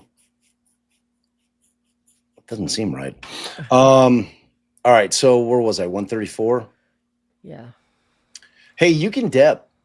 I can tell you're struggling, babe. Like, you do not need to power through this shit. Like, I'll go through it. You're almost done, and there's a whole thing that I need. Yeah, but you didn't like talk are to you. Clearly miserable. All Like, right, well, people know you well enough. Like, I do not want you torturing yourself. If you're in pain, if that chair ain't doing it. Yeah, but no, just keep going. Because All right. I know things I didn't tell you. And all right, I'll go faster. How about that? Okay, so 134, the McCabes and Alberts coordinated their efforts through text messages, phone calls, and conversations. Now I want to ask you, how come they left out direct personal contact for when they can't, you know what I mean? Yeah, I mean, why are they limiting it? And they do the same thing with Albert and Higgins, which it's going to be impossible to prove what was destroyed. Yeah, I don't know. I mean, your point being that they're not going to be able to prove those things, so why wouldn't they have included their conversations with one another as well? Or at least thrown that in as well. I mean, I would have thrown it in as well. Here they have conversations with McCabes and phone calls. And conversations, not phone conversations. Okay. Yeah. All right. Higgins and Brian Albert coordinated their efforts through telephone calls and texts on their phones, which were later destroyed or discarded. Finally, and Proctor, personal and direct communication in person. Yeah, right. Like, they should have added that there as well. Finally, Proctor, Bukhenik, and Tully coordinated with Alberts and McCabes through Proctor's sister, Courtney, who communicated frequently with Julie Albert. So 135, acting pursuant to the plan, Proctor and Bukhenik interviewed the McCabes and Brian Albert in a cursory manner, and all at the same location, midday on January 29th, and Nicole Albert on February 3rd. Proctor and Bukhenik only interviewed Higgins once at his attorney's home, which is weird, and did not secure or search his phone or search for communications between him, the Alberts, and the McCabes. Proctor and Bukhenik did not search the Alberts' phones or home where there was likely evidence of Mr. O'Keefe's murder. Albert and Higgins destroyed or discarded their phones, destroying evidence of the murder and the cover-up. So, I mean, like 135 is kind of where the whole thing lays, or lies, as it were. You know, it's. And again, for this, they're never going to have the evidence. They're never going to have, like I've said it all along. I'm like, none of the people in that house, because of the shit investigation, would ever be charged, because they're not going to have the evidence because they didn't investigate it. So then maybe they are hoping that they'll just settle and they'll accept the settlement as proof of something, because if it survives summary judgment, it's going to cost a hell of a lot to go to trial. I mean, just surviving summary judgment is a fortune. Just surviving summary judgment is a fortune. Well, because we've had this discussion, like, you keep saying, oh, well, the lawyers, all right. Well, I disagree, because you're not thinking about the cost of prosecution of civil claims, man. It's going to cost these lawyers, unless they did a hybrid, unless they did a hybrid fee agreement wherein they're saying, okay, look, we're going to take this case, but we're not fucking coming out of pocket. Right. Like, we're not covering the cost. You're going to have to cover the cost. We're not covering one dime of it because we don't really have any faith. Yeah, we don't have any faith that we're going to be able to recover our costs. Like, in as much as we want to help you in this, we're not willing to pay for it. You know, so I mean, money's an issue for the lawyers. It just is. Yeah. So Proctor and Bukhenik did not search the Alberts' phones or home where there was likely evidence of Mr. O'Keefe's murder. Brian, Albert, and Higgins discarded their phones, destroying evidence of the murder and cover-up. 136, as a result of the conspiracy between and among them, Proctor, Bukhenik, and Tully never investigated the House defendants, and instead, Ms. Reed was wrongfully arrested and prosecuted in violation of her Fourth Amendment rights. 137, Proctor, Bukhenik, Tully, and the House defendants acted in unison and had a peculiar power of coercion over Miss Reed because Proctor, Bukhenik, and Tully were the state police employees investigating Mr. O'Keefe's murder, and the House defendants were able to direct that investigation solely towards Miss Reed because of their personal and professional connections to Proctor, Bukhenik, and Tully and their superior knowledge of police and criminal investigations as a result of their own work in and connection to law enforcement. So you got your proximate cause language there again, and then you got the them seeking for the fees. Punitives, right. So now you got to pull up, I saved it, the Massachusetts Civil Rights Act. Now I saved I think statute section 11 of that statute, which is when which creates a cause of action by the Attorney General, but then the next statute allows it to be a personal right of action by an individual. But I think this is a very strong argument based on the act. So if you want to pull that up. All right, hold on. Let me see. I'm gonna pull it up on a different page here, I think. So I'm keeping that particular. Oh, you're gonna share that because you're gonna. Oh, you want me to share that particular thing? Okay. Okay. I got it. And see how I highlight there through threats, intimidation, or coercion. That's going to be the key aspect that is disputed in a motion to dismiss here. There's a couple things I've seen, where it's very hard to squeeze into an exception that doesn't require actual physical force or threat of a physical, of some sort of physical assertion of physical whatever. I can't think of how to speak right now. They also talked about, coercion against third parties counting. And I would say when you think about the people that have helped Karen Reed, aka Aiden, are they threatening, and they're threatening her with further civil, further criminal charges because they still have those hanging over her head. So this is it. How much of it do you want me to read the whole thing? I think so. Okay, so it's section 11H, violations of constitutional rights, civil actions by Attorney General, right to bias-free professional policing. Currentness, A1, whenever any person or persons, whether or not acting under color of law, interfere by threats, intimidation, or coercion, or attempt to interfere by threats, intimidation, or coercion with the exercise or enjoyment by any other person or persons of rights secured by the Constitution or the laws of the United States, or of rights secured by the Constitution or laws of the Commonwealth, the Attorney General may bring a civil action for injunctive or other appropriate equitable relief in order to. You can skip the rest of this because that's about the Attorney General bringing it. So what do you want me to go to now? To B. So now A deals with just interfering with someone's constitutional rights. So that's basically, and the peace and to protect the peaceable exercise and enjoyment of those rights secured. I mean, nobody can peacefully enjoy life when this is hanging over their head. So I think that this statute encompasses a lot more that might not fall into a 1983 specifically here, And then when you look at B, which you're about to read, This is a huge one. This is a huge one. All right. So B, all persons shall have the right to bias-free professional policing.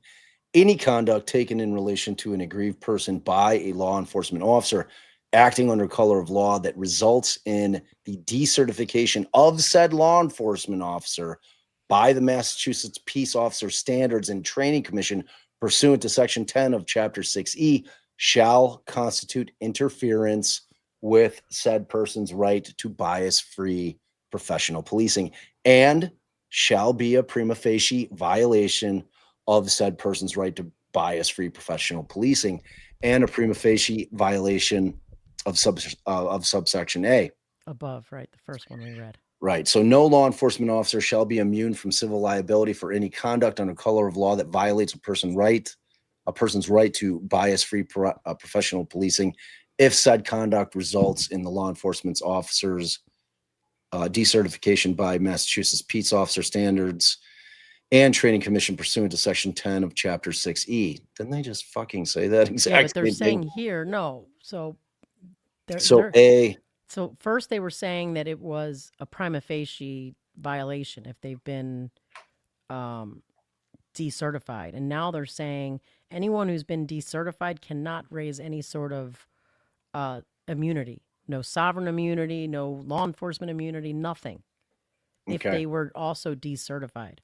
Okay, provided, however, that nothing in this subsection shall be construed to grant immunity from civil liability to a law enforcement officer for interference by threat, intimidation, or coercion, or attempted interference by threats, intimidation, or coercion with the exercise or enjoyment of any right secured by the Constitution or laws of the United States or the Constitution or laws of the Commonwealth, if the conduct of said officer was knowingly unlawful and was not objectively reasonable.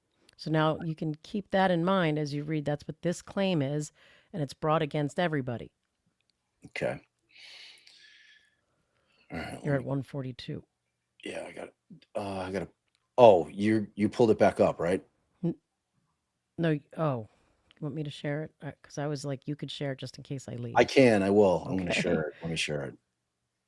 That's what I was asking. I mean, I don't know if people feel like we're getting too far into the weeds, but I think understanding the law that forms the basis of these complaints of the claims is why it's different listening to us talk about it than it is, a layman. Yeah, say like Will. Hi, Will. Hi, Will. Yeah, look, I mean, we all know the story. We all know their theory. Like, we need to try to figure out if this thing's got legs. That's the whole point of this exercise here. Is it going to survive? Is it going to make it to trial? All right, let me see. I got it here. My prediction, some yes, some no. Yeah, I agree. It's not going to get dismissed in toto. Not all of it. Some of it might. Some of it, that's what I mean. That's what in toto means. It won't get dismissed in total. Right. Some counts will survive. Okay, wait, I'm going to pull it back over here so you don't tell me I look stupid when I'm reading. On the side screen. I left my pain meds upstairs and in there. Oop. So I might come up and you'll have to turn your camera off. Okay, let me just get this guy back up here. Okay. All right, just go handle your shit, dude. I don't need you here to read it. Is it up? Yeah. I got it on this. I got it on. It's got like. Is it crazy big? Yeah, look at it. It looks like it's got that thing at the top. I'm doing that thing where I'm sharing one screen and I'm like that you do that I hate. I'm on the one screen. All right. Yeah, do it the other way so you can look at the chat. Yeah, because now I'll never find it again. It's gone. You're also not going to be able to scroll.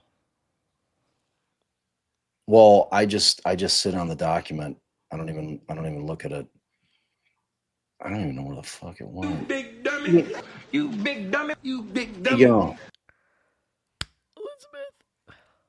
It's the big one coming to join you. That looks good, right? Yep. All right, guys. I'll see you later. All right. So 142, among other acts by manufacturing and planting evidence, not securing the crime scene, not searching the Alberts home or the Alberts, and Higgins' phones and ignoring exculpatory evidence such as dog bite injuries and lack of injuries consistent with a vehicle strike. Proctor and Bukhenik caused Miss Reed's wrongful indictment, arrest, and prosecution, and thereby interfered and attempted to interfere with her rights under the Fourth Amendment to the U.S. Constitution and Article 14 of the Massachusetts Declaration of Rights. 143, by falsely representing that Mr. O'Keefe never entered the Albert house and by relocating his body to the location on the Alberts property where they could claim, or where they would claim, Miss Reed dropped off Mr. O'Keefe, the Alberts, the McCabes, and Higgins, caused Miss Reed's wrongful indictment, arrest, and prosecution. Brian Albert and Brian Higgins also caused Miss Reed's wrongful indictment, arrest, and prosecution by destroying or discarding their phones, eliminating exculpatory evidence.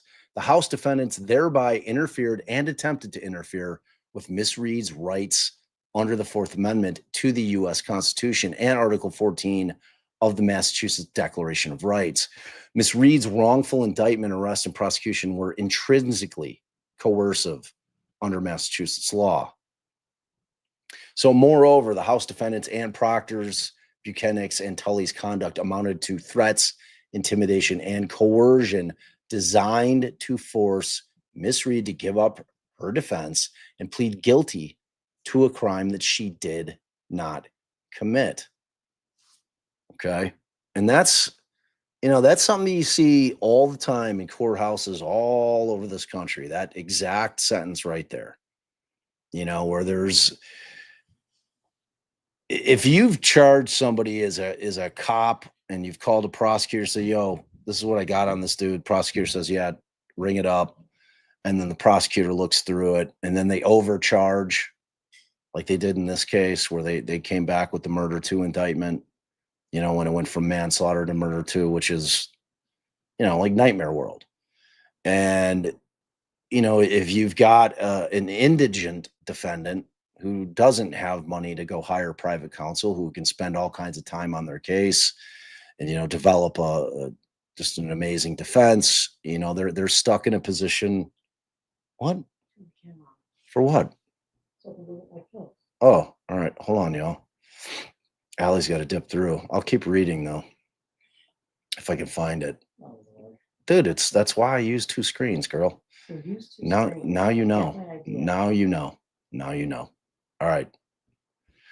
Oh, I can go. Yeah. All right. Let me find. Okay. The common law malicious prosecution right in there. If not, it's basically the same. Okay, so and then here they have the proximate, obviously the proximate cause again, and then they have asking for the award of damages and costs, interest, and attorney's fees. So you'll notice there's no asking for punitive no punitives there. All right, so count 5, common law malicious prosecution. Okay, and that's against Proctor, Bukhenik, Tully, the Alberts, the McCabes, and the Higgins. 149. Before we start that, so Allie included this down here, which is the law, which is helpful. This shows you guys what the statute says that the plaintiff must prove in order to prevail on the claim. So to state a claim for malicious prosecution under Massachusetts law, a plaintiff must prove. Back on. Well, where are you? I'm downstairs. Turn your camera back on. What the fuck is going on here, dude? Didn't you walk behind me like 2 seconds I'm already ago? out and down and gone. I left. Wow, that's amazing. You sneaky. All right. Okay. And then I added that there. You obviously know. I just couldn't highlight it for whatever reason. Yeah, I'm reading. I was in the middle of reading it. All right. Bye. I'm gone. I love you. Bye. Love you.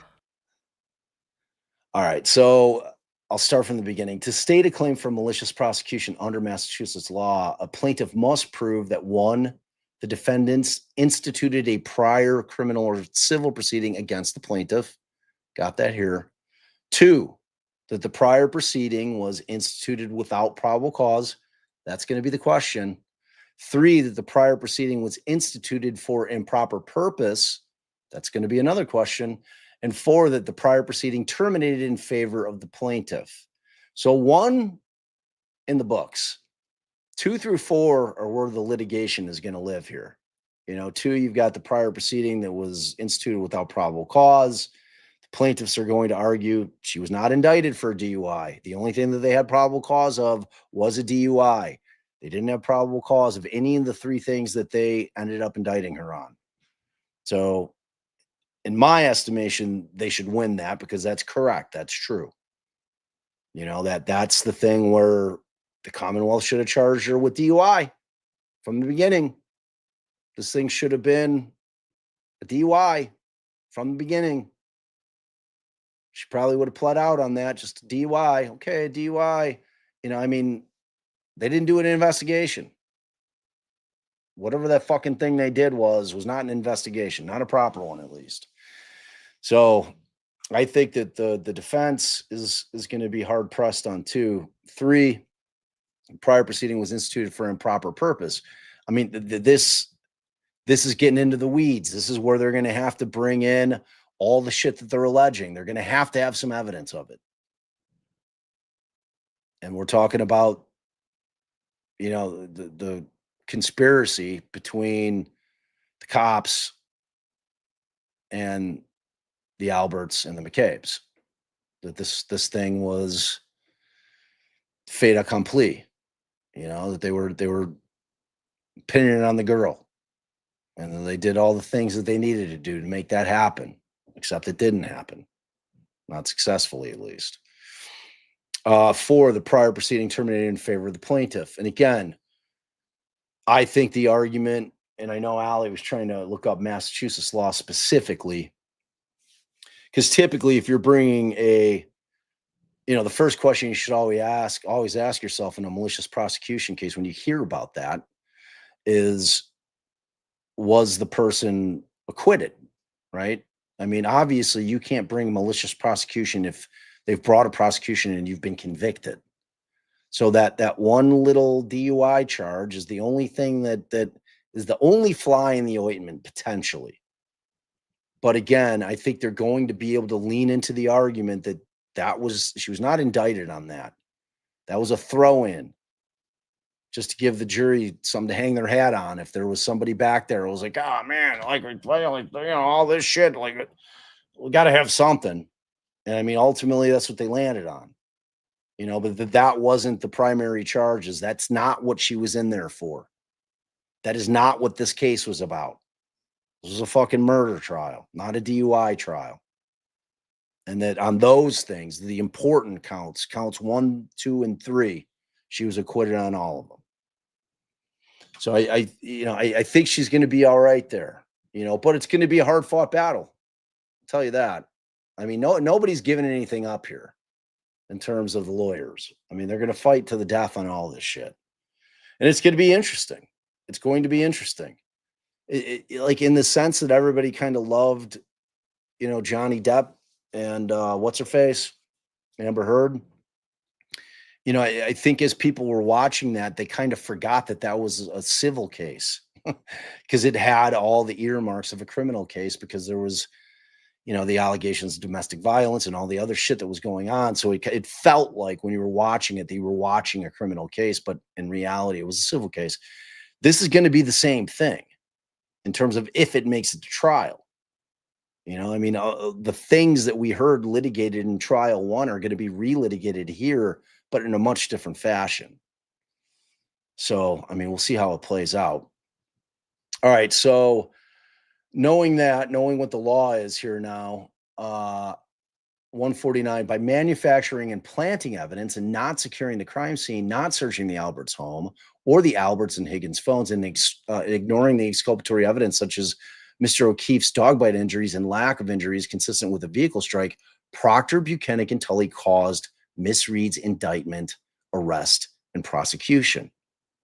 Okay, 150, Miss Reed's indictment, arrest, and prosecution occurred without probable cause because they were based on false, manufactured, manipulated, and planted evidence, and because Proctor, Bukhenik, and Tully ignored exculpatory evidence and allowed potentially exculpatory evidence to be destroyed.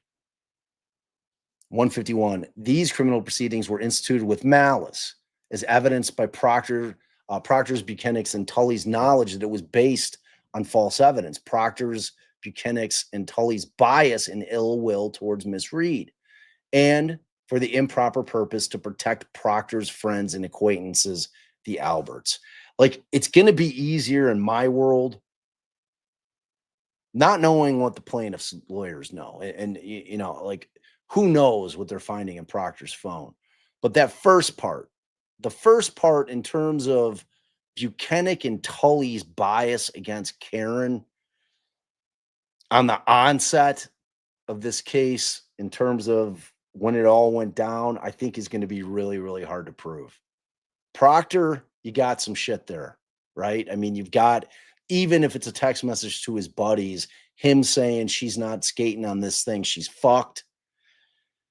That shows his bias towards Karen. You know, I mean, if you're like that particular text, as I was saying, it's going to be very helpful in other claims. This is a claim where that's going to be very helpful. But as to Bukhenik and Tully, I don't know. But again, I don't know what they have. And that's what the discovery process is for. And just understand that the discovery process, if it makes it to that point, which I think that it will, at least some of the counts, that's where you can dig up way more shit. Like, they're going to get more information. Like I was saying, there's three things that you're basically going to be able to get produced, you know, and it's production request, where you can ask for all kinds of stuff in a production request. And then, of course, you've got interrogatories, where you ask pointed questions that each person that you send the interrogatories to has to answer under oath. All right. And then, not necessarily under oath, but they're sworn to. And then you've obviously got the deps. So the way that it typically goes is you send out your production request, and then you send out your interrogatories at the same time. You wait for those to come back. Once those come back and you're reading through the answers and you're looking through whatever they were able to tender, you go through all the fighting in court that you're going to have to go through in terms of getting them to produce things that they're not going to want to produce, or they're saying that they don't have. And, you know, that battle is going to go on, and that's going to be a lengthy battle. Trust me, in a case like this, if there's people trying to hide shit, they're going to really try to hide shit, you know? So that is going to be just a never ending battle in terms of the discovery. But once they get all that in, at that point, that's when you say, all right, we're ready to start deposing people. So the hope is, from the plaintiff side, is they're going to be able to glean more information. They're going to be able to find more evidence as the discovery comes in, because it's not just that thing where you're going to be able to go in and ask the questions that everybody wants the answers to, which, like, we'd all love to be a fly on the wall for all of these depositions. It would be amazing to be able to sit there and just hear what they're saying. Cause it's, you know, deps don't happen in a courtroom. They're happening in somebody's conference room at their law office. And it's a much, it's much less constrained than the trappings of the courtroom. You know, you've got lawyers on each side, you got a court reporter sitting at the end, and you're just hammering away if you're the one who's conducting the deposition. And then the other person has their lawyer, the witness who's being deposed, you know, and they'll object. But typically in those situations, once there's an objection that's been raised based on a question that's been asked, you know, they'll say, okay, well, you know, we're going to object to it, note it for the record, and, you know, but you can go ahead and answer. But I mean, in this situation, they may not want to answer ever. You know, I mean, the guilters on this thing are like, oh, Karen, she's going to take the fifth.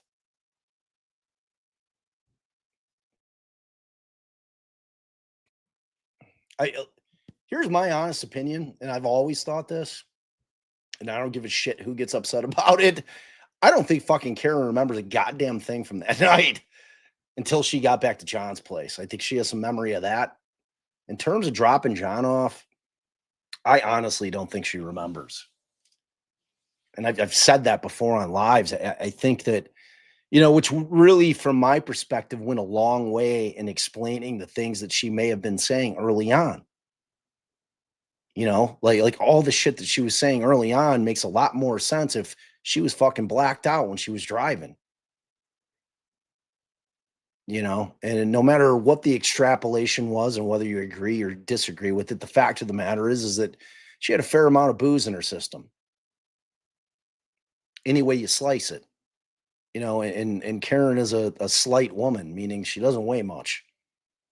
And on top of that, she's got medical problems, which I don't think play well with alcohol.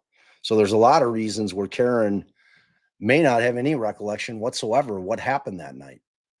And it wasn't until her lawyers started digging into the evidence and saying, hey, dude, like, you didn't fucking hit this guy. Like, the evidence shows it. And she was like, oh my God, that's such a relief. You know what I mean? It's like, to me, but that's coming out, from a guy who, towards the end of my drinking days, when I would drink a half a bottle of bourbon, would brown the fuck out. And I wouldn't remember shit. I would walk around, like we go to multiple bars. Allison be like, oh, you remember going to the second bar? I'd be like, no. I like honestly have no recollection of it at all. And I was like walking and talking but I like just browned out. Like, and it was happening more frequently, which was like one of the many reasons I decided, I'm like, you know what? I'm probably good with the drinking at this point. So, to me, it wouldn't I think there's a reality to that, that Karen probably has zero recollection of what really happened, which is one of the reasons I hated the HBO thing. Like, where all of a sudden she's got a memory of John going in there, like these conflicting statements that she has. It's tough. It's tough to get over that. So I don't know. But we'll see how that plays out. Oh, yeah, it's been 6 years, Cammy. 6 long, glorious years. Actually, 6 short years on the no drinking. It's been pretty good. I have no complaints. All right, so 151, the criminal proceedings were instituted with malice, as evidenced by Proctor's, Bukhenek's, and Tully's knowledge that it was based on false evidence. Proctor's, Bukhenek's, and Tully's bias and ill will towards Miss Reed, and for the improper purpose to protect Proctor's friends and acquaintances, the Alberts. Like, I know I keep like kind of harping on this shit with Bukhenik and Tully in terms of what their knowledge was. Unless they have a text message saying, hey, man, from Proctor saying, yo, just so you know, so you're not caught with your pants down on this thing, I dropped a few pieces of that fucking taillight in that yard, man. So, but shh, we're not talking about it. And I mean, short of them having that, a lot of it would kind of fall into the world of insinuation, meaning that Bukhenik and Tully would have had to kind of insinuate based on the fact that Albert's a cop, based on the fact that if they have knowledge that Proctor has relationships with these people personally, if they know those things, and they're then insinuating, all right, well, he's going to fucking take care of them. But again, shit has to be proven by a preponderance of the evidence. Doesn't have to be overwhelming. I mean, that's the bright spot here. That's a bright spot with civil. It's not beyond a reasonable doubt. It's preponderance of the evidence. Remember, it's 51 to 49. That's it. So, and again, they're not doing a bench trial here. Presuming that it makes it to trial, it's going to be a jury. And this is one of those cases where, they've created their theory and they've got some really smoking gun, red flag type shit to support what they're saying, even if they don't have the actual smoking gun type evidence. They have a lot of stuff that doesn't make any fucking sense in terms of what these people were doing, how they were operating in the aftermath, that is going to give jurors pause, I think. You know, which ultimately, if it survives summary judgment and a motion to dismiss, if you're the defendants, you'd have to seriously think about trying to settle this thing. You know, and I know there's all this talk about this, you know, this suit against, defamation suits coming down the pike by the McCabes and the Alberts, the whole fucking lot of them. Let's see it. Let's see it. I mean, at this point, they have nothing to lose, to be honest with you. To me, I'd be shocked if they didn't countersue, because they're getting deposed one way or another. You know, there's no reason for them not to. Shit's all come out in the wash, at least what they can find. You know, but they're going to have to answer for the destruction of their phones. Like no one's ever going to make Brian Higgins driving onto the base, pulling his fucking battery out, throwing that in one thing, cracking the phone, throwing that in another dumpster. It's fucking weird. It's not normal. It's not a normal thing. No one's ever convincing me that that's normal behavior, especially with the timing of it. It's fucking bizarre. It's really, really bizarre. You know, there's just so many things when they start getting into the things that we've all kind of been like, man, that shit don't make any sense. You know, things as simple as they've got all this shit going on their front lawn at 6 a.m. and fucking Brian Albert's going to pretend that he was sleeping. That's suspicious. Exactly, Mandy. Exactly. Nobody's buying that. Nobody's buying that. They're going to put that, like, I mean, I would absolutely do that thing where fucking, I think it's Alan out in the front lawn yelling. Like somebody's up in Higgins' room and you can hear him clear as a bell. Now you're going to have like Karen out there screaming. Fucking Jen telling her to shut up. You know, everybody, it was a madhouse out there. The crack of dawn. There's no way that guy didn't hear it. No way. Chloe's fucking going batshit crazy in that house, barking like a maniac. Jesus. The Nook would be losing his fucking mind. I'd be like pissed off, ripping the blankets off me, like, what the fuck is going on? You know, going down there. It's like every time he does that, and it's always a squirrel or a rabbit. I'm like, come on, dude. It's fucking 6 a.m, man. Like you're not getting out there. I'm not letting you out there to chase that thing. I know, like you're old enough to know that, bro. He don't care. He wants that rabbit. He wants that squirrel. Point being, Chloe was barking constantly and loudly. There's no way those clowns were asleep in that house. And what kind of cop? Like any juror that's being intellectually honest with themselves, and when they hear that Brian Albert's a cop and that they found a dead cop on his front lawn and this fucking guy doesn't step foot out of his house, is insane.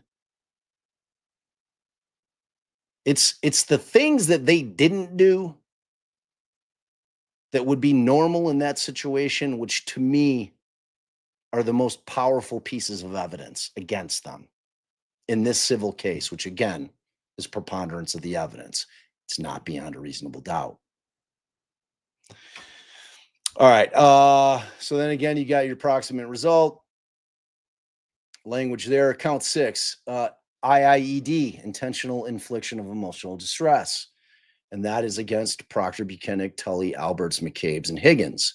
So 156, by manufacturing and planting evidence, not securing the crime scene, not searching the Alberts home, or the Alberts and Higgins phones, and ignoring exculpatory evidence such as Mr. O'Keefe's dog bites and lack of injuries consistent with a vehicle strike, Proctor, Bukhenik, and Tully caused Miss Reed's indictment, arrest, and prosecution.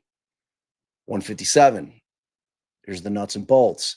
By falsely representing that Mr. O'Keefe never entered the Albert house and by relocating his body to the location on the Albert property where Jennifer McCabe claimed Miss Reed dropped Mr. O'Keefe, the Alberts, the McCabes, and the Higgins caused Miss Reed's wrongful indictment, arrest, and prosecution of Miss Reed. So Brian Albert and Brian Higgins also caused Miss Reed's wrongful indictment, arrest, and prosecution by destroying or discarding their phones, eliminating exculpatory evidence. That being, hey man, we got to move that guy. We got to move that guy out to the lawn. Shh. Shh. Don't say anything. It's a secret. It's a secret. 158. The defendants knew or should have known their conduct would cause Miss Reed emotional distress, since it would lead to her prosecution for murder and other crimes. And the conduct did cause and is causing Miss Reed severe emotional and physical distress. You know, that's fucking true. 2 trials, life's hanging in the balance.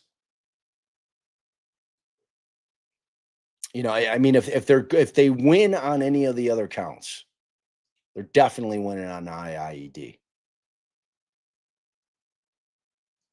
Yeah, I mean, like, if they win on any of the other accounts, that means that the jury saw fit to say, hey, you know what? You proved it with a preponderance of the evidence that, you know, these fucking people did some shit. And we're satisfied with what you've presented to us. And because of that, because of what you did, because we found you liable on that shit, there's no question that you intentionally inflicted emotional distress on her. You put her through the ringer. So that thing, if they've seen fit to find her, find the parties liable in some form or fashion, and understand this isn't like a civil suit's not all or nothing proposition. Like Tully might he might be able to dip out. Judge might say, yeah, I'm not seeing much shit on the Tully thing. You know, I'm going to dismiss as the Tully, but the rest of you're stuck in. You know, and that goes for any of the defendants. You know, they're all individually named. So any of them, it's not an all or nothing proposition. I just want you guys to understand that. If even one defendant survives in terms of summary judgment or motion to dismiss, the case moves on. Goes to trial. Or settles. All right, so 159. 158. The defendants knew or should have known their conduct would cause Miss Reed emotional distress, since it would lead to her prosecution for murder and other crimes. And the conduct did cause and is causing Miss Reed severe emotional and physical distress. 159. The defendant's conduct perverted the justice system, allowed Mr. O'Keefe's true killer to escape liability, and threatened to imprison Miss Reed. It is the type of behavior that threatens civilized society and is therefore extreme and outrageous. That extreme and outrageous language you'll always see in IID claims. It's a prerequisite. Ali didn't include the law there, but you see that all the time in those claims. So then you got proximate result there, and then you got the final civil conspiracy. And as you can tell, as this thing moved down through the counts, they get shorter and shorter, right? You know, it's like you're always putting your strongest claim first. And then, you know, you're tailing off as you get down. But we'll see about that 1983 claim, that first one. So the civil conspiracy, 162, Proctor, Bukhenik, Tully, and the Alberts, the McCabes, and Higgins shared a common design and acted in concert to frame Miss Reed for Mr. O'Keefe's death as part of their concerted efforts. And among There are many other misrepresentations. The Alberts, McCabes, and Higgins agreed with each other to tell investigators that Mr. O'Keefe never entered the house, that they did not see Mr. O'Keefe in the house that night, and that Miss Reed made inculpatory statements on the morning of January 29th. When they made these statements, the House defendants did so only because they were aware that Proctor, Bukhenik, and Tully would also act similarly by solely investigating Miss Reed. Proctor, Bukhenik, and Tully knew or should have known that the statements made to them by the House defendants were false, and that obvious and easily obtainable evidence existed demonstrating Mr. O'Keefe went into the house where he was involved in a physical altercation, during which he was beaten up, he fell back, gashing his head, and was attacked by a dog named Chloe. Instead, because of their close personal and professional ties to the House defendants, Proctor, Bukhenik, and Tully agreed with each other to use the House defendants' misrepresentations as the predicate for an implicit direction to conduct an investigation that solely targeted Karen Reed, to the exclusion of everyone and anyone else. In furtherance of the conspiracy, Proctor, Tully, and Bukhenik agreed to fabricate, plant, and manipulate evidence purporting to show that Miss Reed's vehicle hit Mr. O'Keefe. Pursuant to their plan, Proctor, Bukhenik, and Tully carried out multiple overt acts, including damaging the taillight on Miss Reed's vehicle while it was in the town of Canton Sallyport, not securing the crime scene, and depositing taillight pieces on January 29th prior to the MSP CERT team's arrival on site. In addition, Proctor deposited some of the broken taillight pieces on Mr. O'Keefe's clothing. I'm just going to stick a few here in the bag, shake it up a little bit. While his clothing was in unprotected custody, Proctor driving around with the old shirt.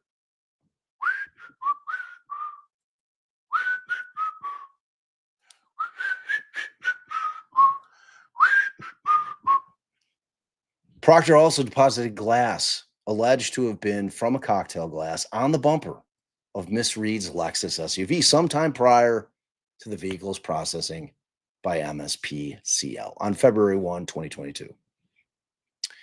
Another part of the conspiracy was to take coordinated steps to ignore and destroy potentially exculpatory evidence that pointed to other suspects like the Alberts and the Higgins. The McCabes, the Alberts, and Higgins coordinated through text messages, phone calls, and on information and belief. There's that language. Conversations. Higgins and Brian Albert coordinated through telephone calls, butt dials in the winter time, butt dials in, yeah. So their butt dials were taking place, which were later destroyed or discarded, not the butts, but the phones. Finally, Proctor coordinated with the Alberts and the McCabes through his sister, Courtney, who spoke frequently with Julie Albert. Jalbert. Acting pursuant to the plan, Proctor and Bukhenik interviewed the McCabes and Brian Albert in a cursory manner the morning of the 29th of January, and Nicole Albert on February 3rd. All told the same false story. But John O'Keefe, he never came in here. I don't know that guy. What's he look like? I don't know. Who is he? He was never here. Never came in. Are you sure? Oh, I'm fucking sure. Proctor, Bukhenik, and Tully also only interviewed Higgins once with his attorney at his attorney's home. That's fucking weird. Like Higgins, like, yo, yeah, you can come interview me, but I'm going to be at my lawyer's. Where, his office? Nah, his crib. I'll be at his fucking house. We're watching the game afterwards. Just come on over. You'll be fine. Come on. It's fucking weird. Never had a client come over to my house and get interviewed by the police, ever.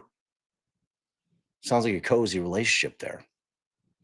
And did not secure or search Higgins' phone or search for communications between him, the Alberts, and the McCabes. Pursuant to the coordinated plan, PB&T also did not search the Alberts' phones or home, where there was likely evidence of O'Keefe's murder. Further, Brian, Albert, and Higgins destroyed or discarded their phones, destroying evidence of the murder and cover-up. 169, following Mr. O'Keefe's death, among the other acts, the McCabes and Alberts agreed to make it look like Mr. O'Keefe died due to exposure after being hit by Miss Reed's car. As a part of this common plan, Brian, Albert, and Higgins, both law enforcement officers familiar with the investigations, communicated at 2:22 a.m. on the 29th of January after Higgins left the house. Shortly thereafter, as part of the plan, Jennifer McCabe deleted a Google search on January 29th for how long it takes a person to die in the cold. One or more of them relocated Mr. O'Keefe's body and deposited it in front of the Alberts' house, where Jennifer McCabe claimed Miss Reed had dropped Mr. O'Keefe off earlier. The McCabes and Alberts then coordinated what they would say to the police, all of them falsely telling investigators that Mr. O'Keefe didn't come in. Wasn't here. I don't know. Wasn't here. Couldn't tell you. Fucking call the guy. Said he was coming. Didn't show up. I don't know. Proctor, Bukhenik, and Tully and the House Defendants acted in unison and had a peculiar power of coercion over Miss Reed because PBT were the state police employees investigating Mr. O'Keefe's murder. And the House Defendants were able to direct that investigation solely towards Miss Reed because of their personal and professional connections to PBT and their superior knowledge of police and criminal investigations as a result of their own work in and connection to law enforcement. I'm not sure that I agree with you 100% on your police work there, Lou. You tell them. You tell them. Who knows the movie? Who knows the movie? What the dog doing?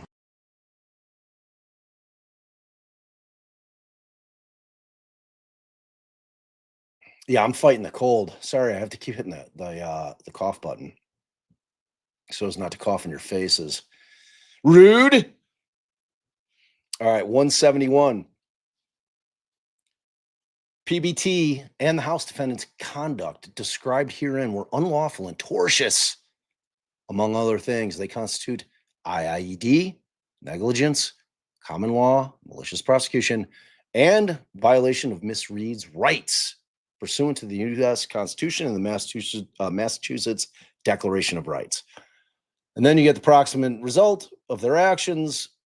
Miss Reed was wrongfully prosecuted for Mr. O'Keefe's death, resulting in loss of employment, reputational damages, and millions of dollars of legal expenses, as well as serious emotional and physical distress and injury. So there they make their jury demand. We want a jury. We want a jury. And here's the prayer for relief. This is what you're asking the court for. This is what we want. Here's what we want. We want you to enter a judgment in Karen's favor and against each relevant defendant on each count of this complaint. And then give her money, award her damages and the amount to be calculated at trial, along with pre and post judgment interest, costs, and expenses, which could include their expenses on this particular trial as part of the damages and attorney's fees. And then award her reasonable attorney's fees incurred in connection with this litigation. Oh, let's see, there I asked for it. With this litigation pursuant to 42 U.S.C. Section 1988, and any other applicable statute or law, and grant her such other relief as the court deems equitable and just. Bring the jury. All right, so that's it. There it is. What do y'all think? What do y'all think? Where you at on this thing? I am of the mindset some's going to survive, some won't. Which counts, I don't know. But I don't think it's going to get dumped in its entirety. And just understand that they can amend. And as Ali said, it appears that they're going to join other defendants as this thing rolls on. And they can amend the complaint. And if the complaint gets amended, they can add more counts. They can bulk it up. But, what's going to be interesting, and I'm assuming that we're going to get to see it, when they litigate the motion work early on in this case, because that's going to be the first action we get. I promise you. The first action we're going to get in this thing is going to be all the motions, the motion to dismiss, motions for summary judgment. We're going to get those first, and they're going to be very interesting. Those are going to be full-blown baby trials. They always are. All right, let's see. Let's see what you guys got. You guys should have done way better on the supers. I turned off the ads. I'm going to have to keep the ads on you guys. You guys are like, I hate to be a super grifter, but geez. Lisa Tobin became a YouTube member. Oh, family house. Allison would have been so mad at that grift right there. She would have been like, you fucking scumbag. Jennifer J25, member for 25 months. Hey guys, just wanted to say hi. Share my 25th. 25 months, super OG. I think only Shannon. Shannon's the only one I know definitively that beats you. Like she was like, and I'm talking Shannon in Connecticut, man. I think she's 26 months. But we appreciate you so much, Jennifer. Gen X lawyer, great coverage and really enjoyed Buried. Buried's the new one. Gacy Tapes is the old one where you can barely hear the tapes. Buried's the new one. Everybody needs to listen to Buried. Everybody needs to listen to Buried. I'm going to go ahead and say it's one of the best podcasts ever made. Prove me wrong. I'll fight you about it. You go listen to it, and then we'll fight about it. I'm up for it. I'm always up for the fight. Thank you, Gen X Lawyer. We appreciate your constant support. Aussie Gal, Kaz, new member. Family hug for you. Thank you. The Goodmans, 4431 member for 5 months. Love you guys. Love you back. Appreciate you. Thank you for your support. Thank you for being a member. Brian, member for 18 months. The fact that she is suing them as a private citizen. Was there like a front portion of that? That seems like the ass end of a comment. The fact that she is suing them as a private citizen. I don't get it. What's that mean? I love you no matter what, Brian, but I don't know what the fuck you're talking about. Seems like an incomplete thought. Finish it up. I want to hear it. Jennifer J25, $10 super. Thank you. I appreciate that very, very much. The privates, they're private citizens. Who? They're? You mean the defendants? Yes, correct. Personally. Sue them personally as opposed to through the jobs. Oh, hold on. I got a cough.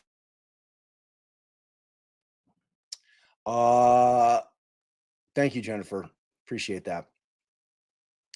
Venus Blue Trial Bunny member for 1 month. Bob, I'll gift you my use of the McHigberts. Oh, yeah. It's a mouthful, the McHigberts. I kind of like what was I calling them? When I finally it was Proctor, Bukhenik, PBT. That doesn't include the McAlberts and the McHigberts. McHigberts is pretty good though. It is a mouthful though. Thanks. I might use it. Maybe. Maybe not. Maybe not. We'll have to wait. All right.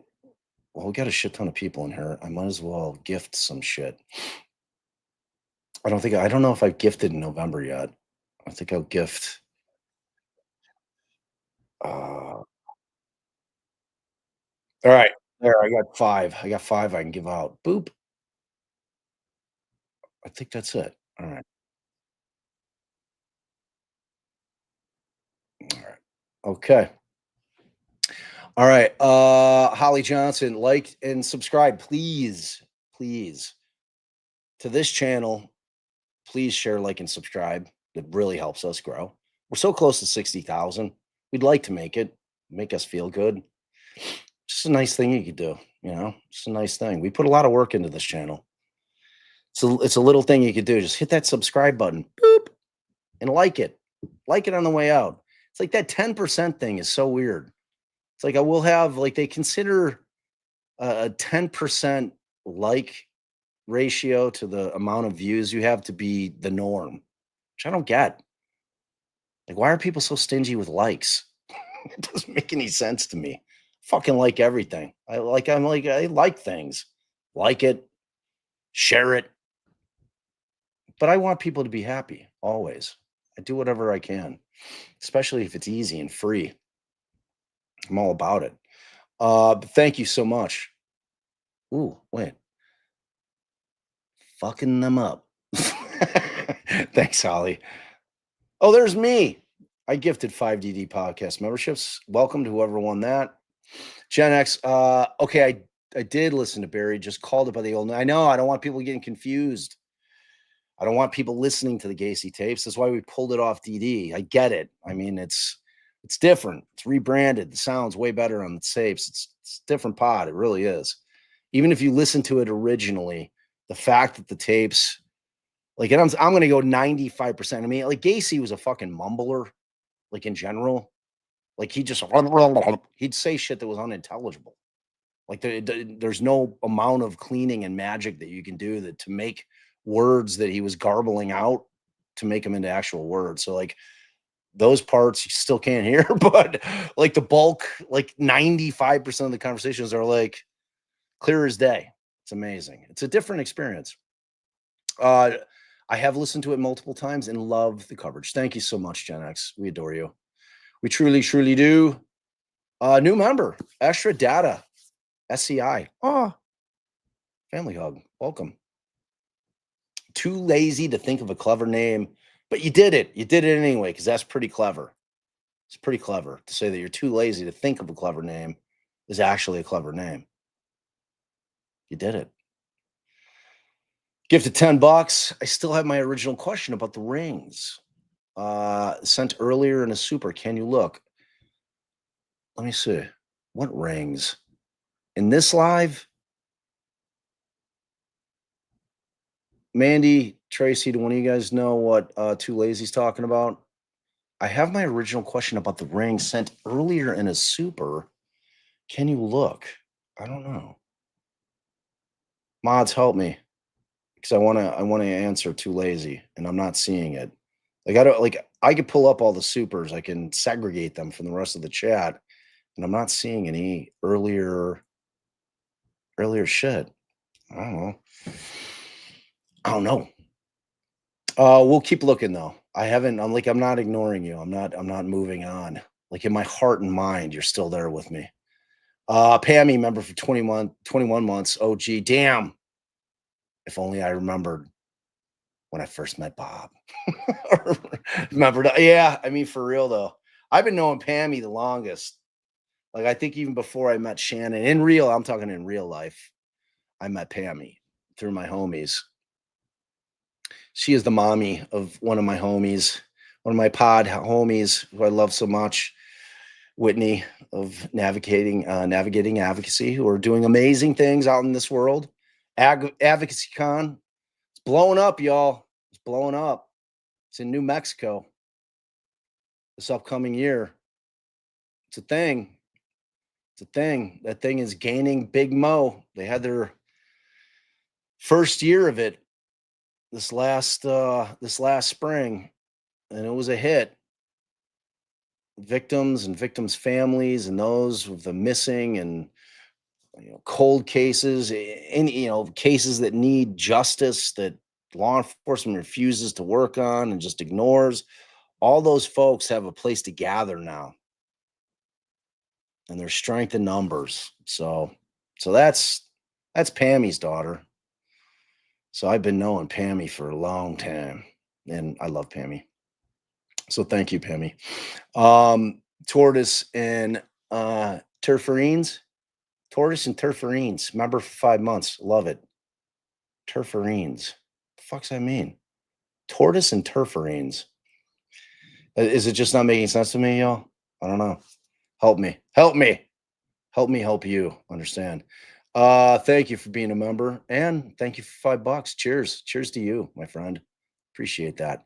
Feel better? Yeah, I'm fighting it. I'm taking the zinc, doing the elderberry, I'm eating the soup, there you go. Bob, what I said was, why do they think the ring footage from the house across the street would help anything? I have one and it only captures motion. So I have it limited to my front yard. I mean, I guess it depends on how much it captures, right? I mean, I would have liked to have had it to find out, okay, well, this doesn't help shit. It's just it's our front lawn. We can't see anything beyond it. We can't see street, certainly can't see John's front lawn. But I mean, you want to fucking see it, right? To figure out whether it helps or it doesn't in any of them. You know? I mean, if there's anybody on that block that can show that, the car that they parked, that they're alleging that he parked so that you couldn't see John's, what was it? Ford Focus, whatever it is, whatever that whip was. They claimed that they parked in front so that people couldn't see the body when they were leaving. I don't know. You want to get all the evidence you can, always. And if it's not helpful, it's not helpful. If it is, awesome. Get some more shit. Whether it's inculpatory or exculpatory, I want it. I want to see it, all of it. Motion CPA, feel better. Thank you. For both of us. I'll tell Allie. She's fighting through it. Like that pain, that was a major, major soldier. Like she's a real trooper. I'd be like a whiny little bitch in bed if that was me that had gone through that thing. Like she's like, you want to go live? I'd be like, no. Just like I'm the worst sick. She's just a trooper. That's how women are. Guys are way stronger than us in general. And I'm talking about your fortitude, especially. But thank you. And I'll tell her. Women do rock. I agree. Guys rule. Pammy, buried in Defense Diaries, just saying. Love it. Love you, Pammy. Thank you. Jessica, my favorite people, you and Allie, admit humility, empathy, and grace. We try. I get on here and I'm not a dude. I'm not. Like, if you meet me in real life, this is exactly who the fuck I am. So, good or bad, love it or hate it. You get what you get. I is who I is. All right, Karen is suing the police as private citizens. Yes, I'm aware. Correct. It's individuals. Yeah. Personally, she's suing them personally.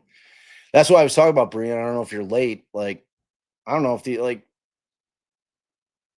that's what we were having that whole discussion. Do they care about the money? Does Karen really care about that? You don't. I don't know if these. Higgy's probably got some cash stored up. Proctor's probably broke at this point. He hasn't been employed in a hot minute. I don't know how much they had in savings. Sure, his wife's going to divorce him soon, maybe. The rest of them, I don't know. I mean, they got a pretty penny when they sold that house, the Alberts. I don't know if they still have it liquid. It's an asset, though. But kind of the rule of thumb is you don't sue people that ain't got no money. There's no point. It's hard enough to collect a judgment.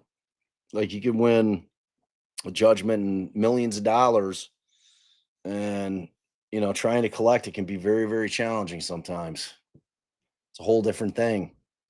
A lot of times lawyers that handle the plaintiff side, if they're not in a huge firm and they're having it, they'll turn that judgment over to lawyers that do that just are pit bulls in collecting the money, dragging these people in, looking at all their finances in front, the judge orders it. Got to find out where you're hiding your fucking money so I can get paid. So we'll see how it plays out. Tortoise and turferines. Turferins? Turferins. Was supposed to be interference. Tortoise interference. Okay. All right. I'm with you. It works. Now they see it. That was like a really complicated like license plate where you could tell it's something cute, but you're sitting there trying to figure out what the fuck it is. It's kind of what your shit was like, but I like it. Waiting 2 weeks to fix it. Yeah, like what is going on with YouTube and the names? It's weird. Thank you for your support, though, Tortoise. Appreciate it. Dr. Vonda, I love Pammy too. She's my true crime BFF. I mean, you picked a really good one. She's awesome. She really is. She is awesome. All right, y'all. Got any more questions? Because I'm about to dip. Go have like some kind of coughing attack somewhere in the house. I love it. I love it. I love it. If you guys have anything that you thought that you wanted to ask, that you did want to ask, that you asked and we didn't see, that I didn't, because I wasn't really looking at the chat that much, y'all. So I apologize for that. I saw Mazzo was in here. Hey, what's up? I saw my boy Will was in here. What's up, brother? Always love you. All the ride or dies are in here. You guys know how much I love you. But we thank you. Hopefully this was a little bit different. Hopefully this was different than what other people were doing. You know, I mean, to me, at the end of the day, the only thing that fucking matters is whether this thing's got legs, whether it's going to stand up, you know? So I think it's instructive to know what the law is, what the actual elements that have to be proven to see if they're going to survive, like I said, that motion to dismiss or summary judgment. So, you know, we'll see. We'll see. They're going to be hotly litigated, hotly contested, and there's going to be interesting issues. You guys are going to learn a whole new area of law, civil litigation in this case. Like if you didn't watch Depp and Heard, and you didn't watch what's her face with the skiing accident, Gwyneth Paltrow in that case, those were a couple of civil cases that kind of like, you know, out there. And then of course Cardi B, the lovely and talented Cardi B with her little civil suit. Those were three that I could think of. But this one's going to be a whole different beast, and you're going to see the differences in civil practice and criminal practice. They're just very different beasts. Very, very different. Very different. But equally interesting. Maybe not equally, but, you know, I'm like a criminal law snob. So, you know, it's like I'm always like, plaintiffs' lawyers aren't real lawyers. Civil shit. They make all the money, though. I'll tell you that. They make all the money. Civil litigation's where it's at. Mass torts, it's where it's at. It's like I have half a mind to start the Ozempic class action because that shit's coming down the pike. Fucking people going blind. Like there's all kind of, there is no magic cure to losing weight.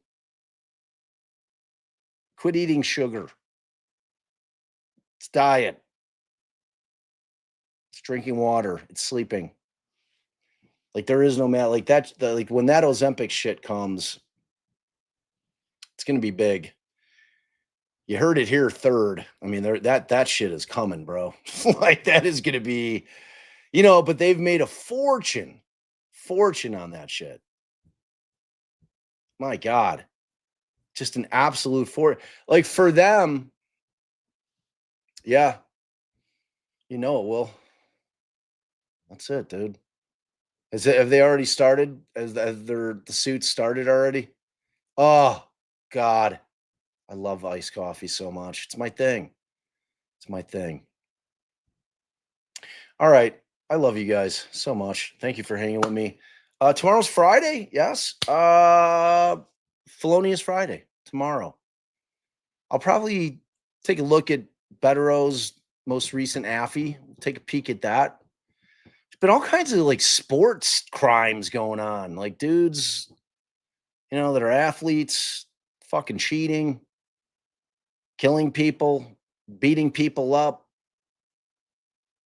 Sports world's got a lot of news going on in it, and it's not on the field shit. It's like off the field, and it ain't good news. There's a lot of stuff going on. A lot of stuff going on. Oh, Anti-Dab is tomorrow night. So I'm really excited about that. Jimmy texted me. We're going to do our prep work in the afternoon. So we will be doing that, prepping. So to give you all a good show, Jimmy's fucking hilarious. He's the consummate professional. He's a showman. It's going to be awesome. I'm so looking forward to it. It's going to be just a blast. It's going to be, he's going to like he might think, Jimmy might think that he's going to be able to make me blush. Nah, man. Nah, not a fucking chance. Not a chance. He's like, well, it's like, there's going to be probably some dirty questions. And I'm like, bring it. Fucking bring it. Like Allie and I we're boning up. Like we're boning up on all the shit that we got to know. It's like we have to, if we go on and fail as a couple, is the most beloved LawTube couple out there, because I think we're probably the only one that I'm aware of. If we fail on it's like it'll be terrible. It'll be terrible for the show. There is no fucking cheating. Allison's in the basement. I'm upstairs. There is no, like, how do you guys, what do you think? I'm gonna run like notes down with Nook, put it in his little thing where I have his poop bags in there, stick a note in there. All right, go, buddy. He'll have no idea what I'm talking about. He'll have no idea. They'll just sit there looking at me. It's like, is it time for a walk yet? Is it time for my walk yet? All right, y'all. I don't know. It seems like there was a flood of you came in from somewhere. I don't know who sent you. I didn't see it. It seems like somebody did. One of my homies out there, and whoever it was, if it was somebody, in fact, I love them. I love all our friends out there. T, beautiful. Well, T knows I love her. Oh yeah, I forgot T and Sleuthy were over there doing. Wait, what civil trial? What civil hearing tomorrow? I'm gonna wait to hear this. Tell me, Tiff, what civil hearing tomorrow on this case? Karen shit? Really? Oh my god, yeah, dude. See, told you this shit. Ugh. I mean, we have like in-laws that both got on Ozempic. They both lost like, I don't know, 80 fucking pounds a piece. They got divorced because they're like, oh well, shit, look pretty good. I'm like, about to go fucking check out somebody else, and it's like I'm worried because they just stayed on it. I'm like, hey man, I'm like, you need to get off that shit because like you're starting to look anorexic, like a fucking Ethiopian back in the days when I'd watch those commercials and they're fucking like literal skin and bones. I'm like, holy shit. Karen Reed's, what time is it? Oh, 2 p.m. Everybody goes over to Mel's. Everybody's at Melanie's house. All the cupcakes, like she's got like the corner. She's cornered the Reed thing. I don't even know if it's worth it. I mean, my people will come here, I suppose. So I don't know. I'll talk to Allie. I'll see what her feeling on it is. We'll figure it out. If not, I'll probably come hang in Mel's chat. I don't know what it's set for. I don't know if it'll be. Yeah, I mean, my community will obviously be here. But I'm over at Mel's. She's got like 5,000 people every fucking time. Like anything that goes on over at Massachusetts, they're all over there. Yeah, we've done duels with Mel. I'll see what's up. Like first I'm going to see what it is. If it's status, like Tracy's saying, it's not worth it. Status don't mean shit. Doesn't mean anything. It's going to be nothing. It's going to be judge saying, all right, where we're at. Jackson's going to be like, oh, well, I don't know if you're aware, Judge, we filed our claim, filed our complaint a couple days ago. We're looking to, move it into this case. We're going to try. So start thinking about it. Start thinking about denying us or allowing it. So we'll see. I'll figure it out one way or another. I'll be on the live. I can never promise for Allie at this point. It's day by day. She had 2 full tears in her rotator and her bicep. She had a tear, which they clipped and then reattached. So, and I know anybody that's had shoulder surgery knows that shit ain't a joke. It's the real McCoy. All right, you guys. Mods, I love you so much. Mandy, Tracy, I adore you. Thank you so much for your constant support, your constant help with the channel, your constant making the community and the chat safe space for everybody that comes in here. We got the best chat in the land. I'll put it up against anybody's. I don't give a fuck if they have 800,000 subs. Our chat's the best. Smartest, sweetest, funniest. Those three. We got them on lock. That's our people. That's your people. All right. And I agree. Cammie, let's all go to bed. I love you guys. Thank you for your generosity as well. Oh, I did see. Wait, I don't want to, because I just love the Venmos the most. I would be a total douchebag if I didn't. I got a $25 Venmo from Lauren. The video of Allie and the headphones lives rent free in my brain. I'm here for it. Fucking thing is the greatest. It's so funny. If you guys haven't seen it, I clipped it and threw it on the Twitter. But that thing where Allie was with her one arm trying to put the headphones on, it was so funny. It was amazing. She was kind of pissed at me that I put it up. I'm like, it was hilarious. It looked adorable. It was the cutest thing I ever saw. All right, y'all. I love you guys. We will see you tomorrow. Remember to like, share, subscribe. Please do that. If you're a replay crew, make sure that you're leaving a comment. It helps to get into the algo. And of massive importance, go listen to Buried, Inside the John Wayne Gacy Investigation. If you have not heard of it, my old man was Gacy's lawyer. He gave me all his taped interviews with Gacy, which I held on to forever. They're him and his client going at it. And what it turned into is the most amazing investigation into a 40-year-old case where I cracked new shit, opened incredible new doors in that case on how they actually got him. Go listen to it. I'll put it up against any podcast out there, new or old. I'll put it up. And if you want to fight, we'll fight. We'll fight over it. You say, I listened to it, Bob. I didn't think it was worth the shit. We'll go at it. So, all right, y'all. We love you so much, because without you, I'd literally just be an old man talking about a lot of cases. Talk to you next time.